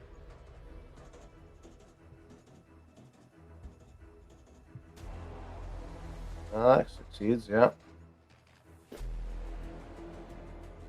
Oh, the damage on the D side is the damage that's landed. Okay, all right, there we go. Oh shit. So okay, I was reading it wrong. Okay, so you would have taken 8 damage after the wing guard's attack. 6 is the base damage. The number of successes brings it up to 8 minus to include the piercing damage. So yeah, it would have been 8 damage that you would have taken after everything was calculated. The wing guard officer missed, did no damage. Okay, and then you succeed with a 4. You get an additional damage in on there, so that's a wait, and you also crit with a 1. Yes, so that means that actually that is an extra 20 points. Fuck you. Mhm. All right, yeah. How do you want to do this on this poor little fella? This is something that happens super quick. It's literally like the guy races from above the console to shoot, and it's one of those things where it's like the shooting happens, he just sees the blur of the head moving to the side, and the next thing is just this like quick, and it's that moment of it's the samurai moment of like the stillness of like, and then just drops. Gotcha. Yeah, there's a in that instance, he ponders for a second. Did I hit him? What's going on? And that in that final second, a gout of arterial blood bleeding spurts from his shoulder, and he begins to slump slowly as the life leaves his eyes, and he falls draping over the console itself. Oh shit! I just deleted the table. No, I didn't want to do that. No, come back. In that moment, let's go ahead and move on to Doug. Doug. It is now your turn. I'm going to shoot at the sergeant. Are you maneuvering to get a more advantageous position, or are you staying where you're at in the exhibition hall? I don't. Wait, let me double check that. Because you can maneuver one range band, which is still the same range band. You could get around behind him and remove the setback dice, the 2 setback dice you're about to. Oh, in that case, yeah, absolutely. Okay, so you maneuver around, seeing him take position behind the display table, get effectively covering himself. You're like, all right, I can't. There's no point in shooting at a guy hiding behind cover, and you maneuver behind, get behind him, practically instantaneously. Go ahead and roll an attack. No setback die. It will be at engaged range, though. Engaged range. That's nice. He's point blank of me. Exactly. Please. Engage range. Blaster. Does that still include the 2 difficulty dice? Or am I removing that? If you use the weapons table, it should calculate it for you. Okay, so it's got 2 difficulty there. Okay. Pulling off the weapons table. 2 successes, 1 threat. Fuck me. Oh shit. And 1 damage per rank of point blank. Damage of 1 hit of successful attack. So, is that 2 or 3? 2 damage? 3 damage? Per rank? 3 damage? Yeah. How do you want to do that? He's running his mouth a lot. And not doing much. I don't like that. I'm gonna shoot him in the mouth. So... The back of it is straight through. Oh, you're gonna shoot him from the behind into out the mouth. Okay. All right. You hear him call out to the officer as he's shooting at, taking shots at Oho. Oho takes a shot from the officer, continues his push into the room, and you're like, all right, I need to reposition myself. And you get behind, go through the exhibition room to the left, and open the door behind. He in this fervor of clashing blaster bolts against plasteel plating and a blade slashing through flesh, he doesn't hear you open the doors behind him, and you just place the base the barrel of your blaster against the base of his skull, and he freezes in that moment. And he goes to, and just as he's about to say something, you pull the trigger, and the camera pans or fade or quick cuts to the front of his face as his mouth is open agape. A red burst of energy just expels out from his mouth, and he slumps over and dies. You guys have successfully managed to fucking dispel disable the security systems in place without raising the fucking alarm. Surprisingly, that ends initiative. Fuck me. All right. Immediately. This is like right one of those moments where it's like Ojo has a brief eye contact with Dove of like acknowledgement of badassery. You know, there's like that. It's brief. It's fucking brief, but Dove will know. Especially because Ojo is like, he's very economical with his movement. So if you feel like a slight nod from Ojo, it's like the biggest thing. So as soon as that happens, depending on how much you want to expedite this, Sir DM, Ojo would consider also using the fact that his weapon has Sunder and Pierce to basically destroy the panel, to basically avoid it from being capable of raising the alarm being used at all. And it would be that moment of. I would say in the fog of battle, part of that whole process when you slash. That was actually my idea, was because I'm on the other side of the panel, like I'm in front of the panel. He was behind. When he lifted up and raised, my blade basically went diagonal, so it cut through him and the panel and the panel itself. It's inoperable at this point in time. There's geysers of sparks shooting up in the air from the panel itself. It is currently 3:05 at this time. Immediately, Ojo is looking at Dove.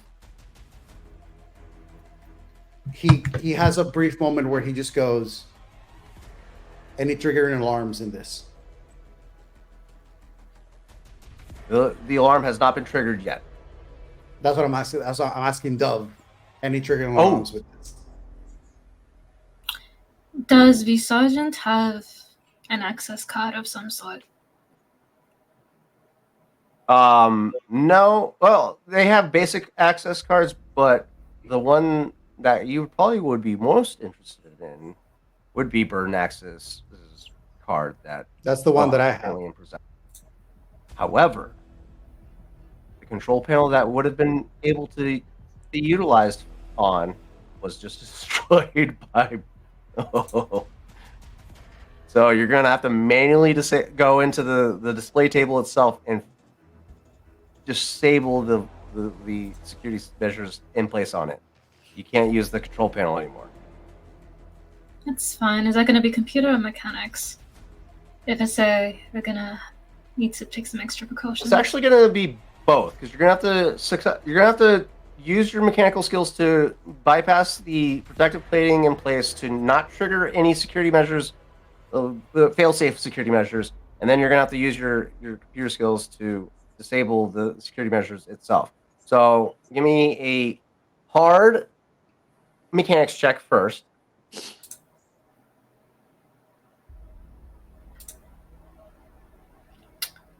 Zero to 6 advantage.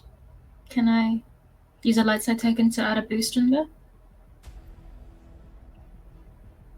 Yeah. I'll give you a boost because Oho's there to help you. Okay. One success, one advantage. Damn it! I probably should have said no. No. All right. You were at 3 minutes into 3 a.m. You have carefully removed the protective plating over the port where the power cables feed into the display table itself, where you can reasonably assume that's also the fuse box where that also controls where the security measures in place, and you bypass that system and you are directly linked into the security system itself. Go ahead and give me an average computers check. 3 successes.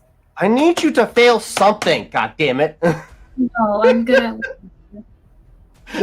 Nope. I'm also going to say that after this successes happen, this is what Ojo does also for safety. He actually goes to the door from which the droids were down. He drags the droids and puts them right where the door would close. So if at any point anything is triggered to close the droids actually are now like blocking from it fully closing. Okay. So, for context for Rawl and Chav, sorry for having you guys on standby for so long. Your job was done way too early. I'm fucking living for it. None of you have been failing your fucking checks, and it's driving me fucking nuts, and it's way too easy for you guys. Give That us being the said- fucking gem, Tarzan. That This being motherfucker said, literally could. Well, all of this is happening, all the stress and all the guards, and Chav and Raul are like drinking tea somewhere. Like, right. what's Mai taking tais, so long? Mai tais. That being said, yeah, Rawl and Chav, your guys' job at this point is done, and you left the fucking droid where it was sitting, fused to a goddamn support beam in the middle of a fucking abandoned warehouse, completely destroyed and unrecoverable. I would Small house cleanup. Does the droid, when I hacked into it, does it have a GPS locator beacon on it? Oh yeah, that was part of some of the protective measures in place, but it was also disabled once you powered it down with the restraining bolt. Gotcha. So Okay. Once it powered back on, it was able to be tracked, but the Naboka was so fucking on game that he managed to disrupt it for the heist, Fucking and dope. managed to you guys are killing this fucking session, and I'm kind of mad. That being said, you guys are cruising back up to the upper levels to where the museum is currently underway with the heist. It is 3:08 right now. Dove, with your security check, you managed to breeze past the security measures in place because it's a simple fuse removal. All you have to do at this fucking point is pull the fuse, and the security measures are fucking down. And you reach in delicately, find that fuse, and gingerly remove it. Display lights go black. The jewel of Yavin clatters to the ground, from being hovering in the middle of the display table down to the display table Oh, itself. catches it. Oh, that's it? We're not out yet. As soon as Oho grabs the gem, he just tells Dove, "Come this way," and he is rushing. He's moving to the trash chute. Okay. All right.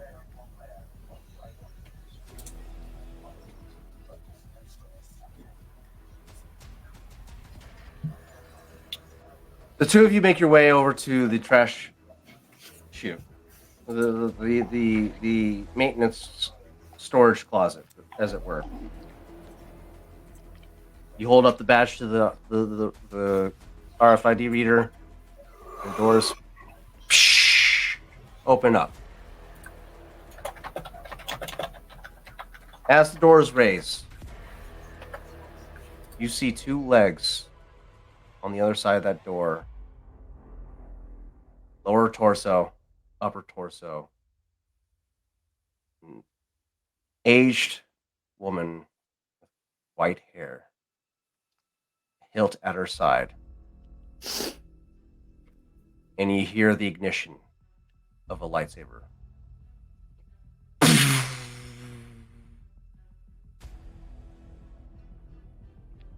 Hand over the crystal. Do not resist. Please.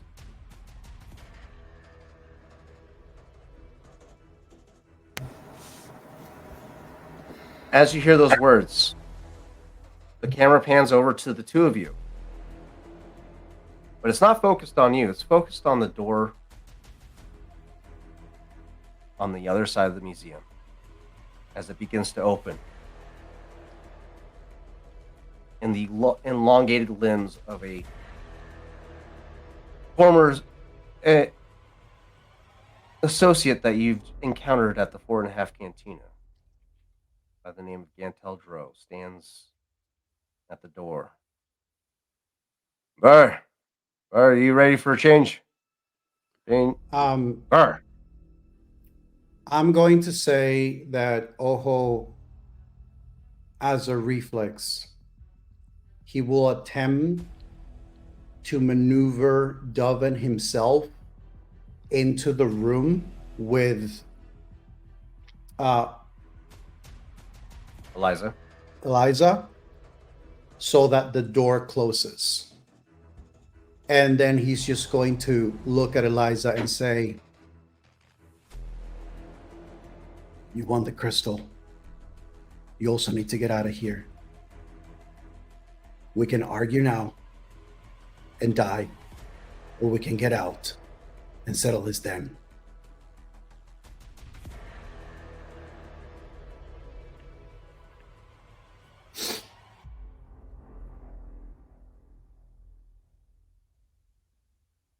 I will admit, we've timed things rather peculiarly.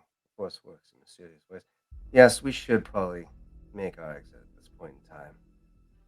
After you, as she holds her hand out towards the garbage chute. Oh, he's gonna gesture for Dove to go first. Dove will move past you, and as she passes you, just slip a grenade into your hand.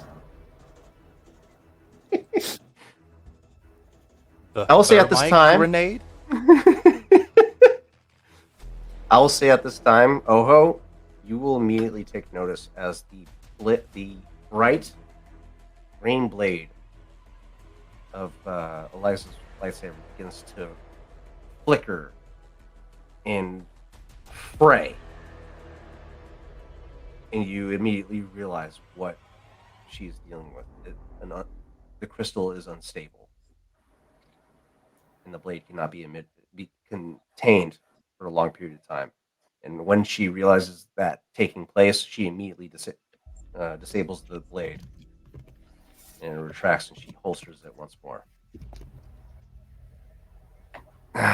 Shall we?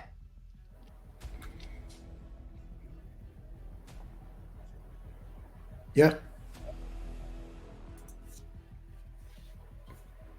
The three of you make your way towards the garbage chute.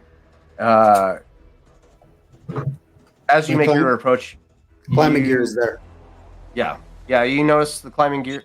You immediately go for the climbing gear that you had in place. Eliza, however, pulls out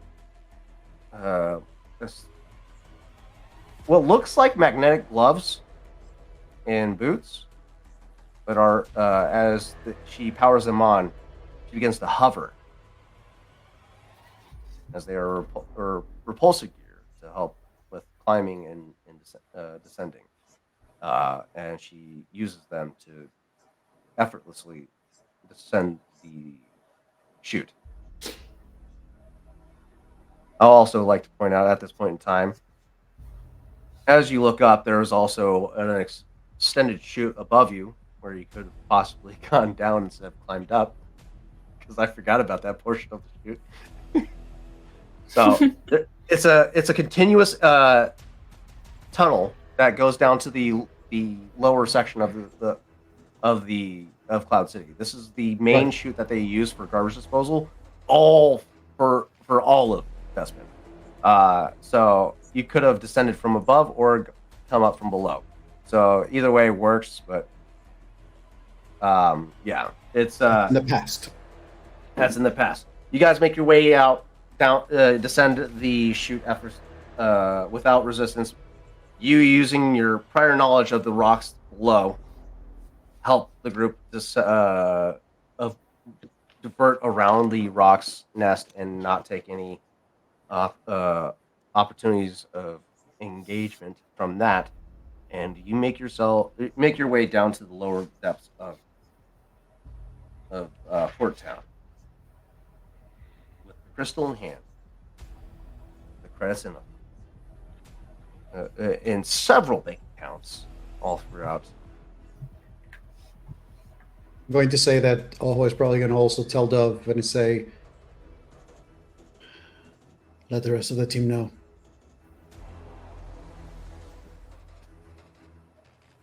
guys communicate with amongst each other and converge on a meeting point. You don't disclose the meeting point to anyone else but Eliza, who kind of imposes herself into this whole ordeal.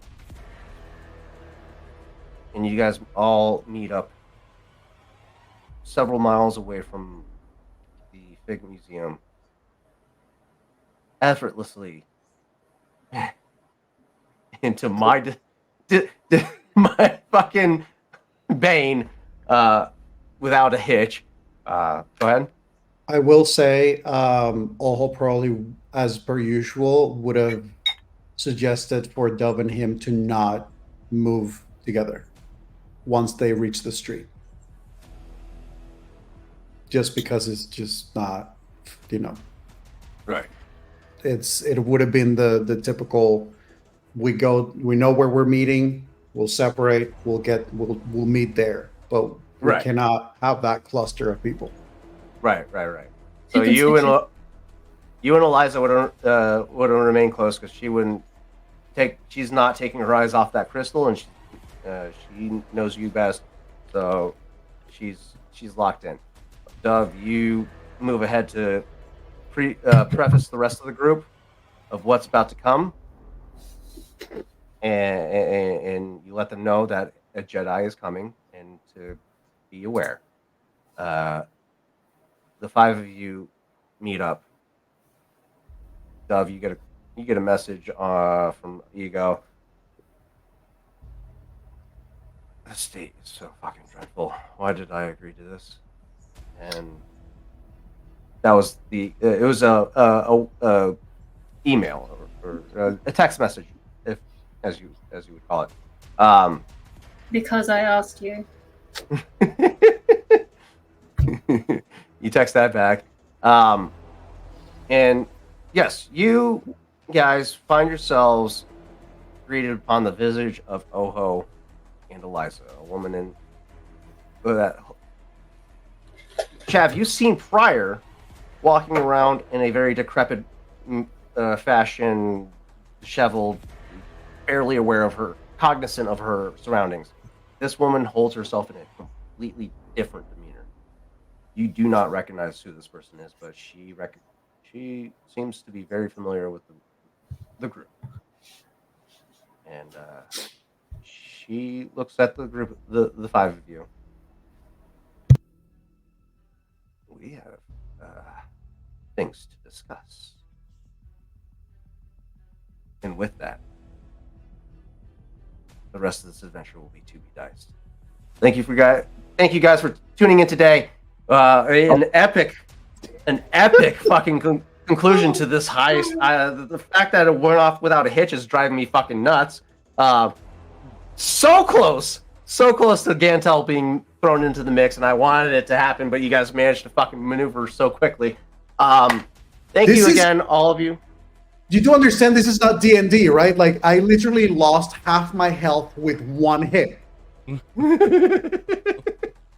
So this going south, just a little south, is enough for going like midnight. So I'm not thank you all for tuning in today. Again, I absolutely love this system, and I hope you guys do too. Catch us next week, Tuesday, 8:30 Mountain Standard Time. You'll see us tomorrow at Dimensional Dial of Dr. Diago. We are 2B Dice Adventures, and we will see you later. Good night.